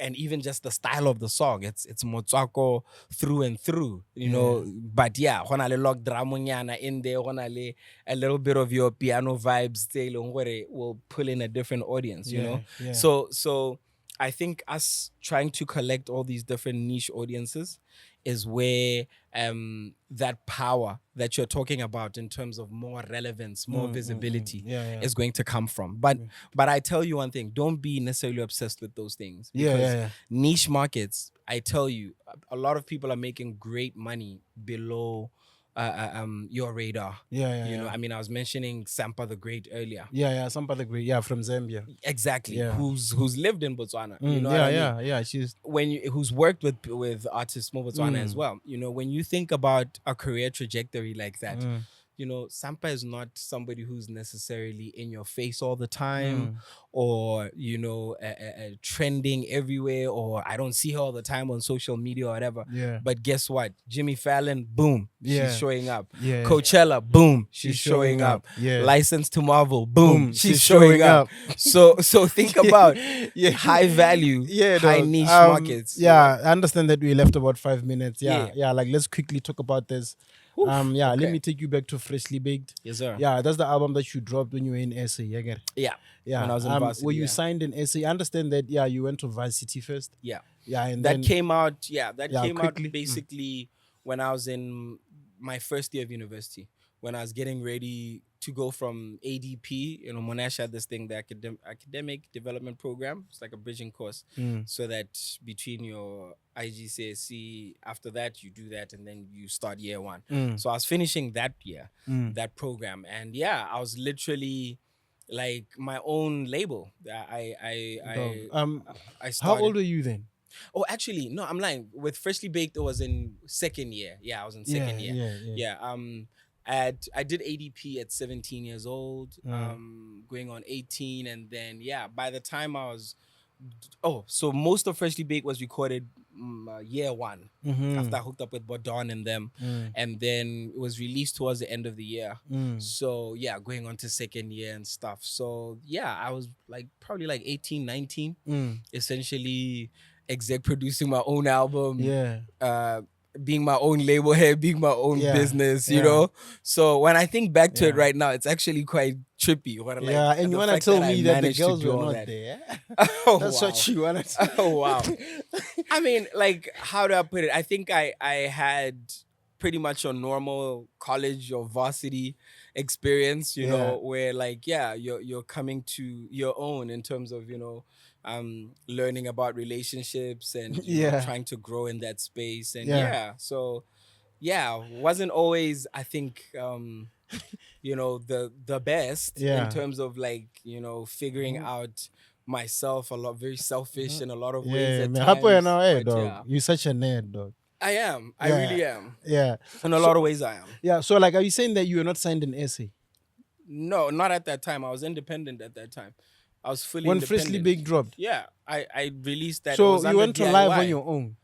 Well, I was working with what you might call it, with Octave Coupley, with Don One and them. Octave you know, Coupley, they were working on the production really more at the time. Yeah. But then later on, we ended up doing a deal where they came on board for management. Or for management. Yeah, so that's where some of those big opportunities started popping up in terms of SA media and the like. Wasn't Zeus on Twara? Or like one of Cooley's songs? I was on the Cooley joint we did was Hapele Hape Part 2. Hapela Hape, yeah. Yeah. Yeah, like Hapela Hape, Yeah, part with 2. Reason and Mega and Toady and them, yeah. Yeah, bro. Incredible joint. How was it like working with Mega on That's What's Up? Man, it was crazy. I mean, Yeah. like first and foremost. How was it like killing them, bro? Oh, Because come Zeus on. has the best verse there. No, dog. man. I think that's one of those songs where everybody has Bro, has dope. a feel like what this is What is my this favorite always? verse. Yeah. Yeah, like some come on. No, but for real, I know, I but mean, like it's not all to the say verses were dope, bro. Like to Exactly. be honest, bro. And that's you what know, I was like coming that's a to. verse that made me like a Mega fan. Thank you. You know, Thank you. I'm Yeah, so but happy to yeah, hear that because like your verse was great. you as know, well. it's crazy that so many Stogie people T was on. Hey, bro. always been. You know, Yeah. it's crazy because I feel like at the time, people were still questioning AKA's like lyricism, Yeah. his ability as an MC, not as Yeah. a jiggy rapper with Yeah. commercial hits. I mean, Yeah. he'd already proven that. Yeah. But in some ways, I feel like some people wanted to doubt his lyricism. So Yeah. when that came out and he approached it the way he did, I was so excited because I was like, yo, Yeah. listen to your boy rapping. Yeah, You know what I mean? So like you guys were in the studio doing it? Yeah, Or- it or- started out. The story of That's What's Up is crazy because it started out as a solo song. I Yeah. recorded a first verse and then the chorus. Actually, I might have started with the chorus because Yeah. the chorus just Put 'em came. up in the air, Yeah. let me see your hands. So after that, Sorry? Stogie had hit me up on Twitter, Yeah. complimenting a freestyle that I'd put out over. Yeah. I think it was Commons the Sixth Sense beat Yeah, that yeah, I yeah, put up yeah. on SoundCloud, Yeah. and you know, because he showed love, I was like, yo, let's hit him up for a feature. Yeah. You know, so immediately after we worked on That's What's Up, I sent it through to him, and immediately he sent something back. Yeah, he laced it. Yeah, so the last verse, it Yeah. was actually like me on the first verse and then Stogie on the second verse. And then there was a third verse, and this is lost now. I need to find this. Yeah. Probably I haven't exported some old machine like this. There was a third verse, which was me and Stogie going back to back, Yeah. Oh, yeah. like back and forth, Yeah, right? yeah. And then Quack D, Tseposele, so happened to be shooting or producing. He worked for Molotov Cocktail. They used Yeah. to shoot a lot of big videos. He was producing AK's Jealousy video. Yeah. So, and then we were also working on the That's What's Up video at the same time. Yeah. So he was like, yo, dude, there's a third verse here right now that you could jump on. You know Yeah. what I mean? I mean, we'd engaged a couple of times with Mega, but it's not like we were that tight. But yeah, he got on the third verse. I was in studio with him when he was doing that. I always say, like, I remember how he wanted chicken wings before he started rapping. Like, Yeah. he was hungry or something, you know. Yeah. And yeah, the wings did the most, man. Yeah. Like, he was Flew literally him out of the yeah. like out of the Oh, studio. dog, like, yeah. it's just so classic how he sealed the whole joint together. Down to even Yeah. shooting the video. We shot the video at some abandoned building in Yeah. Randburg, just Yeah. off of Hans Strydom and them, you Yeah. know, like. So yeah, chills Yeah. when I think about like how everything on that song just came together. And yeah, I mean, to this day, Yeah. like, And I so get tragic people- how Mega died, huh?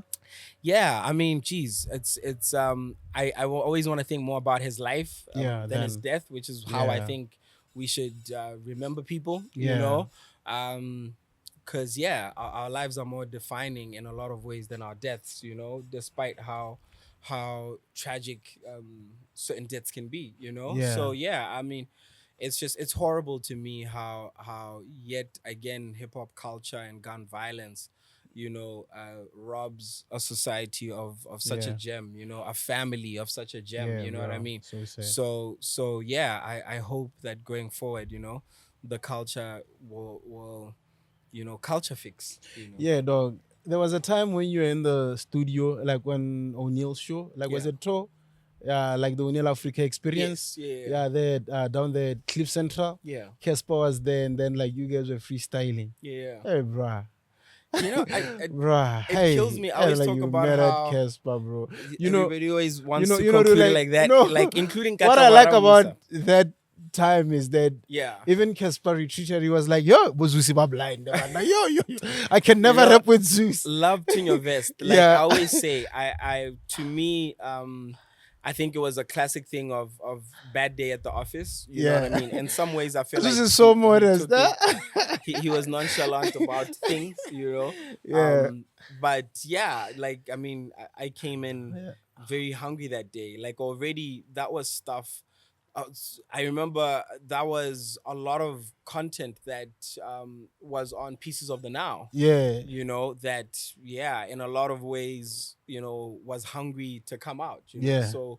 So yeah, I don't think it's a defining moment. I know a lot of people, because it's horrible to me when people try to give you praise by shading another person, Yeah. which is what I feel like a lot of people try to do with that moment. Yeah. You know, Hip hop, dog. No, I know. Hip No, hop. I know. But hasore ka gore ke hip hop or it's right or it's healthy, you know, because in Yeah. a lot of ways I think hip hop and hip hop fans can be very unhealthy, if Yeah. not borderline just toxic. You know what I mean? No, And like how just fans in we general, do things. bro. You know what I yeah. mean? You need me to so, yeah. like. You need me to handle your socials, bro. Like you're Yeah. very modest. Eh? Yeah, come. That's- You'll host the shows for a week, and then you'll just talk your shit. Yeah, Like, no, everything. You know, you're planning everything out. You know, no, I feel you. yeah. Before we get to talk about trench what? The trench coat party. Yeah, stuff Yeah. like that. Why did you come back to Botswana? Sure.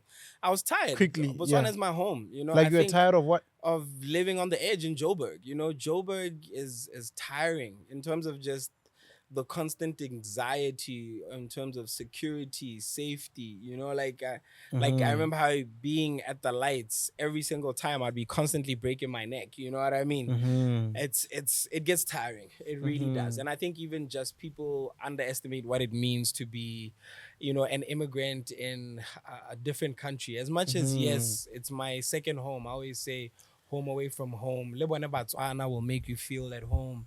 You know, a lot of, especially back then, Motswako family.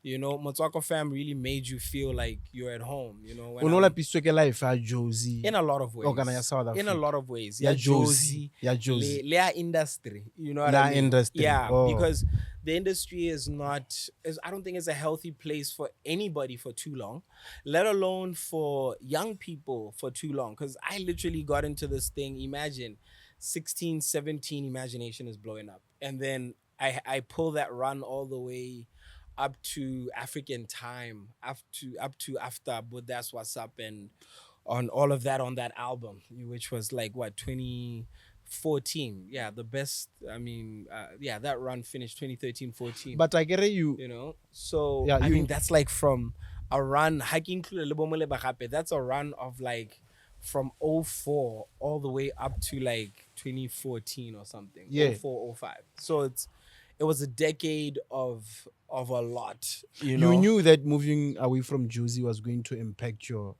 Of your course. music career, right? Absolutely. Yeah, You so know, it was one of- intentional. 100%. One of the big things I wanted was to already start diversifying and getting away from the music to build other things.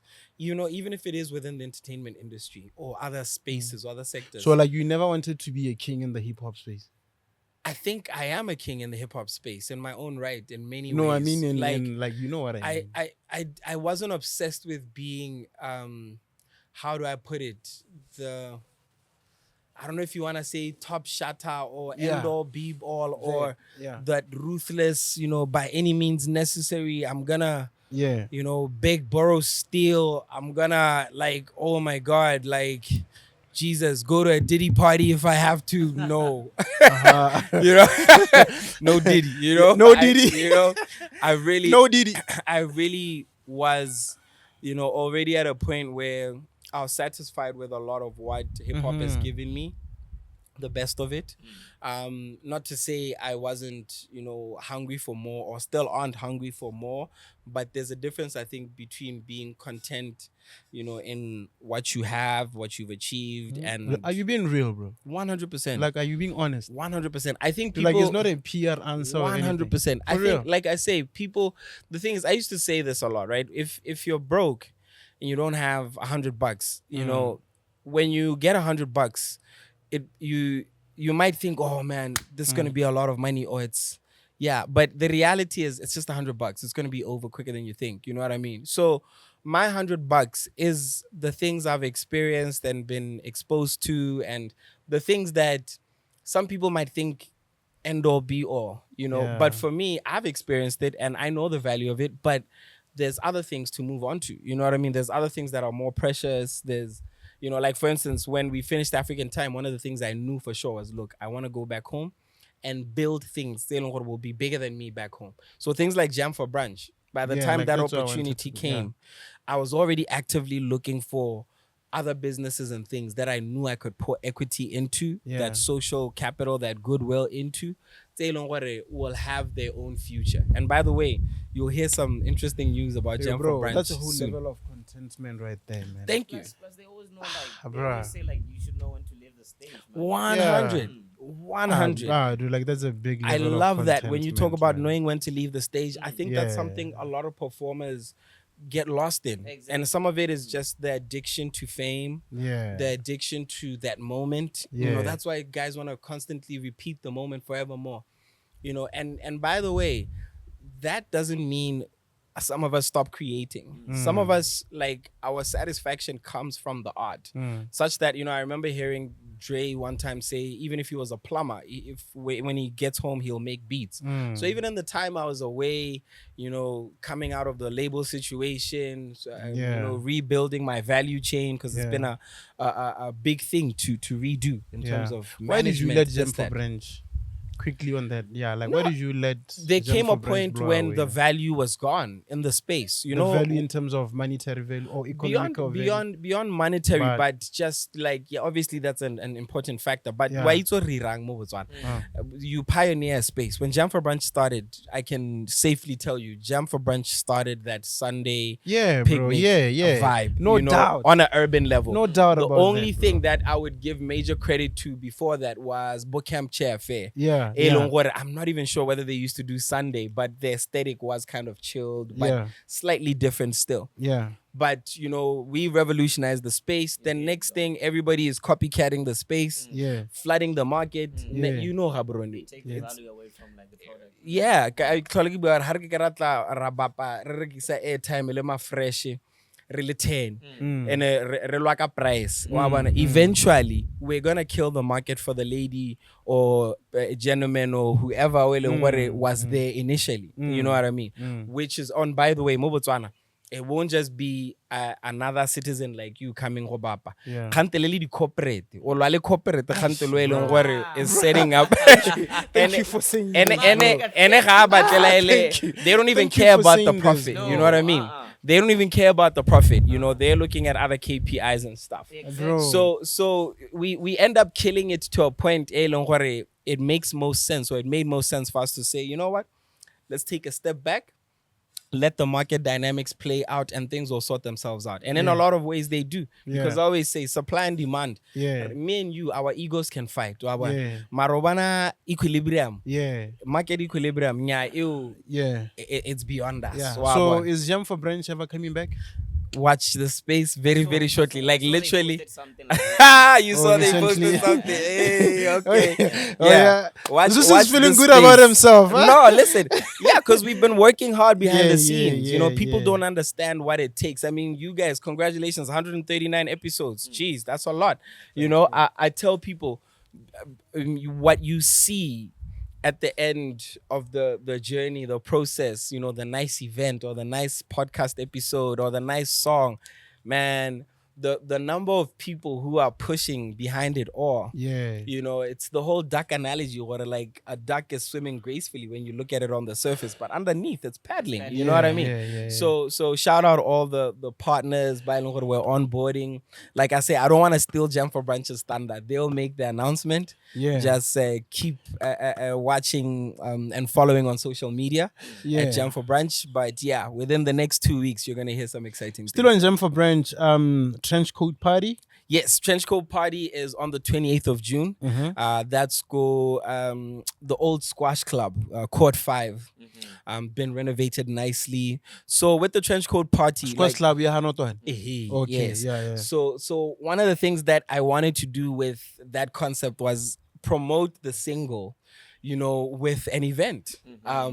So obviously Trench Coat Mobbing is the main single that we've been pushing. Like I've said earlier, shout out everybody who's showed it love from the time the album dropped to radio. It's going to number 1 on charts and all, you know, including streaming charts. You know, I know you were talking about radio. I'm trying to get both charts. Let's get streaming charts, radio charts, everything, right? Yeah, like let's get both. Yeah. You know, so I'm actually dropping a new music video. Shout out DOP Stan. We shot a video for Intermission. Yeah. So Intermission was kind of like an interlude on the album. Yeah. But it's so popular that it's kind of become a song in its own right. Yeah. So for the Intermission video, we finished it doing a little visualizer for Trench Coat Mobbing in the outro. Yeah. So yeah, that's gonna be something really exciting. So that when we launch on MTV Base, we'll be having the event on the same day. And yeah, everybody can get a peek at the video. And the idea is to actually be screening MTV Base. So shout out DSTV Botswana. You know, they've shown love. They're on board. Shout out Gabs FM already as a media sponsor. They're on board. And of course Jack Daniels. You know, we have Wapapa Zeus. Uzikile Zeus. Hey, it's been a tough economy. Hey, in energy inflation, Hey, bro. So yeah. And speaking of inflation and this economy, you know, just $100. Imagine for $100, we're giving you an incredible experience that's going to include an unplugged performance. I want to take this Zeus unplugged concept on the road. Let's do that, bro. Like, like let's do that. Yeah, man. so for that $100, your ticket, and the tickets are live, web tickets online, and of course Spark kiosks all over. $100 is gonna get you that entry as well as a double shot of Jack Daniels. And a mixer, a Fitch and Leeds mixer. You know, whether you're a lemonade guy, ginger ale, whatever. And then we're gonna give you a small snack as well. So for $100, get out. Come early. Come nice and early.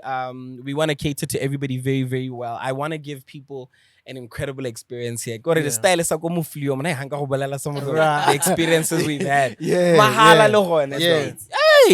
one of my best events ever. I got to see ASAP Ferg perform live. Like literally front row. Like this dude is touching distance. It was at a Samsung store, concept store at Greenwich Village. These guys, all you had to do, you know the usual thing where you line up outside the club and whatever. Waited for hours, bro. But once you're in. Like, you don't pay nothing. To get closer to that VIP thing, all I had to do was show the Samsung phone. You know, ended up... Like, which one? This one? Yeah, well, not this one, but like an older one that I used to have. I used to have a K Zoom. You know, and yeah, it was incredible, man. Eating what's his Burger Shack and them, like free 99 and checking out great technology. So these are the types of things that I think about when I think about trying to give our audience experiences. So so brands, please listen to us. This way, let's come up with a different concept, eh? We're doing it now. I was actually pitching it earlier. I'm sure you've seen. Wait. Like, let's not say it out. I'm ready to say. You know these niggas. No, it's okay. Even if they copy it. Yeah. I need us to come with a different one. Sure. Yeah, like not this one, but a different one. The same way how you pulled through Jam for Brunch. Sure.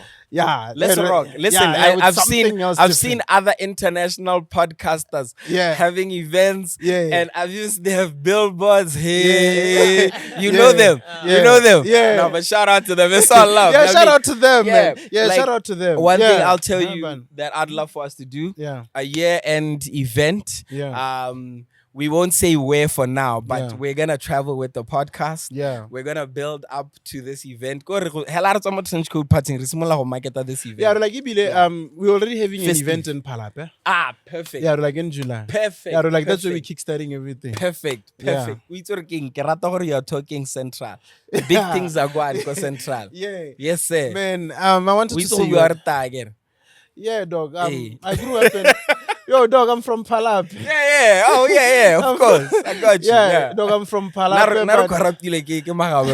Yeah, dog, like I grew up between Palap and Molepolo. Okay, you know? dope. Yeah, so dope. yeah, I'm from both places. Yeah, Tlapiteng. That's what's up. Yeah, we should close now. Sure. It's said that we have to talk about this in closing. Sure. You lost, I understand niece. your niece, yeah. Yeah. Zibo. Yes. Yeah. Zibo Mabedi Banzi, incredible talent. Yeah. You know, She was Frost's girlfriend. yes. At the time, yeah. And left us with an incredible gift in their baby. Yeah. That's Aja. And you know, some pains I don't think you could ever prepare for in your life. You know what I mean? I think adulting, one of the hardest parts for me with adulting has been grief. Yeah. You know, and to date, you know, I miss her every day. You know, it's a void and a pain that, you know, will forever, you know, hurt my family. You know what I mean?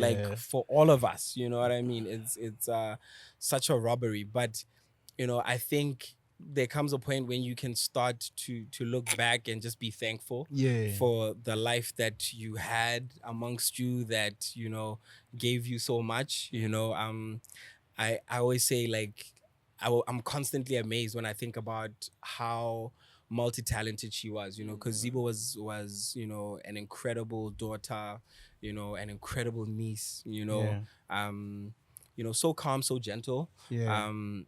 And then as a YouTuber, as a social media content creator, she was so dynamic. You know, she was way ahead of the curve in terms of the things that I saw her do. You know, and self-taught. I don't think a lot of people knew. Like, I mean, at one point she eventually enrolled for film school, but you know, everything she started doing was on her own accord with her own little phone, you know, later small little camera, you know, her laptop, she'd edit her own stuff, you know, so whenever I think about, you know, the pains of some of my own, you know, content creation journey, even with the documentary stuff, with the longer format stuff, I take a lot of inspiration from her, you know, and I really am proud of you know, the young woman she grew into, and everything man. she So gave rest to in this peace, world. man. Keep on resting. 100%. Does it mean then? Does it mean that you have taken and Frost as your nephew now? Yeah, of course, Frost is fam. You know, family. of course, Frost is fam. You know, like get Rawe Aja. You know, we share lifelong connections for family. You know what I mean? So like blood. Blood. I mean, like by virtue of the fact that, you know, we share blood with his daughter. Like, you know, that's a lifelong connection. Zeus. Yeah, beyond life. Yeah, man. Thank you so up. much, big bro. I appreciate you being here. Chief Ghost. Sir. Yeah, anything else to add? I appreciate you, Zeus, for who you Thank are you. and what you've done to this industry, dog. Thank you so much, man. I really appreciate it. There used to be a point when it felt like, you know, a lot of us were underappreciated, or if not unappreciated, period, you know? And it would be very mind-boggling, because I think how it's weird to me that we can get love and get shown so much love and adoration and respect by scenes that we've hardly done much for. You know what I mean? When I think about, you know, the acknowledgement guys like A. Reese showed me. You know, it's really humbling. So it would always baffle me when I wonder, okay, why kare the scene that we showed love to, that we've helped carry, that we've poured blood, sweat, and tears into at times, doesn't show us the same. So, but with Botswana is how it's always. No, I know but the hope was that younger generations change this, because until we get to a point where we value not just ourselves but each other, Yeah. you know, then even when we get into decision making roles, we're still looking for so and so outside where to come in and do the same job that Joey can do. You know what I mean? Yeah. So this is something that I'm glad to see change in a lot of ways, and I appreciate what the podcasts are doing. Yeah, because man. I feel like the podcasts are giving us a chance to tell our story fully, without the confines of like 10 minutes when traditional media in terms of the kind of interview slots we used to be used to. Yeah. So yeah, you know, thank also you. to tell your story to the much younger generation. Exactly. Because like those are the people that we have. 100%, 100%. So that So they thank get to you. know who Zeus is. Thank and, you all for all of yeah. that. I really, really appreciate all the podcasts, you know, all the audiences that pay attention to these podcasts. Yeah, bro. So yeah, zeusdeus.com, signing out. That's the website. Yeah. Please do pay attention to that website. We're constantly going to be uploading new content. The newest thing right now, DJ packs. If you're a DJ and you want the a cappella, the instrumental for the singles that have come out from War and Peace, Disc One War, that's Kgosi, that's Bona Bloma, that's Trenchcoat Still passionate Mobbing. about the music, huh? Very. Shout very, out to very. you, bro. So yeah, DJs, please go check out the DJ packs. Wabanor, we're innovating. Old Yeah, dogs, yeah, new yeah. tricks, digital, Yeah, website. yeah, How many of these niggas got a website? We about to go on an app next. Do you feel that Doses. you were like in closing? Do you Yeah. feel that you were too ahead of your time? I love that question. Quickly, yeah. In some ways, yes, but in some ways, that is what makes me special, and that's Yeah. what will set me apart. You know, Yeah. because I tell people, first mover advantage is very powerful. Yeah. And you know, sometimes being early and a pioneer in the market, Yeah. it's only painful if you don't come back to collect what's due to you. So once the market catches up to that concept that you were talking about, now is the time to go in again. I get out on the day event concept we were busy trying to fight as proof of concept Gajam for Brunch. Now it's been widely accepted, it's been proven. There's a whole industry. Yeah. This is the time for us to come back for what's ours. Yeah. The last test question now. Quickly, like within a minute. What are you Sure. doing to or what are you planning to do to enlarge the Zeus legacy? Or the That's Rame huge. Baniti legacy? I love that. Yeah. Jeez. Okay. Sorry. Can I just get this? Yeah. Hello. Yeah, Hi. Mike. I'm on a podcast. Can you please call back in 2 minutes? Yeah. Thank you. Wait. No. Okay. So you know, legacy I think is such an interesting thing. It Yeah. comes in different ways. You know, Yeah. there's my personal legacy. Yeah. You know, as a family member, as a community member. Yeah. You know, one thing I want to see in that regard is definitely seeing my family, I'd say, renowned for certain things that I see we have a knack for, maybe. Yeah. You know, and it's not to say just the entertainment industry, but already we're speaking of, you know, the late great Zibo and how talented she was in the space. And she had big ambitions in terms of film and TV production. Yeah. I've got my nephew, Lifika's son, Kgosi, who's Yeah. already big into theater, you know, is writing, you know, I see him producing film and TV as well. I'd love to see them, you know, leverage all the things, networks, social capital that we've built such that there can be a dynasty there, you know? Yeah. I don't know. Maybe a Wayans kind of vibe, Yeah. who knows? You know? Yeah. But I'd love to be able to create such opportunities for any of my family members as well. Bailongwere might not necessarily be in the core entertainment space, Yeah. but in value adding around that. Yeah. As an artist, Motswako for me is very much a big part of my legacy. Yeah. And I enjoy being a part of Motsako's legacy. Yeah. So when I see things like, you know, the book that Katlahoram Musa has written, Motsako The Beginnings, and some of the things that we want to do with that, watch out for launches that we're going to be having go UB with their humanities faculty. Shout out Professor Tapelo Toretswe. You know, we're working around some exciting things, pre-independence for that. Yeah. You know, but now Cooley and the Mathtown Heights gang, Refilo, my former label head, you know, they did their documentary as well around Motsako. You know, I don't know if Botswana has a mention in there or if I have a mention in there, but I know already from the work they're doing, that's Motsako legacy, which I want to be a part of, which I want to help grow.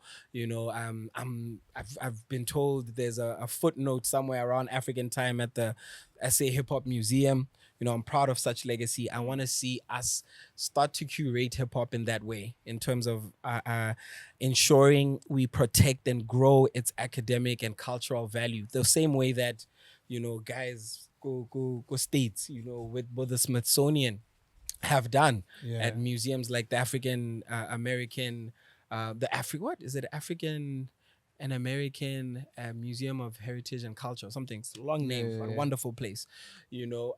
So yeah, things like that. But then obviously even industry development. Yeah. You know, Jam for Brunch is part of my legacy. Yeah. You know, what we've been able to do with the day market is part of my legacy. I want to grow that. Pioneer a whole new culture. You know what I mean? I want to move that towards brick and mortar space as well. Into other spaces for the brand and the business for continuity. I want to help develop more artists. You know, I want to help bridge the gap between local, regional, and international. You know, some of the things that we've enjoyed. I want to see a new generation of BW, not just hip hop, but musicians enjoy that. You know, like that. Let's go. Love. Thank you so much, bro. To the overviewers, thank you so much for tuning in, guys. This is how we sound out, baby. With a we out. From the get-go, this station is now the ultimate power in the universe.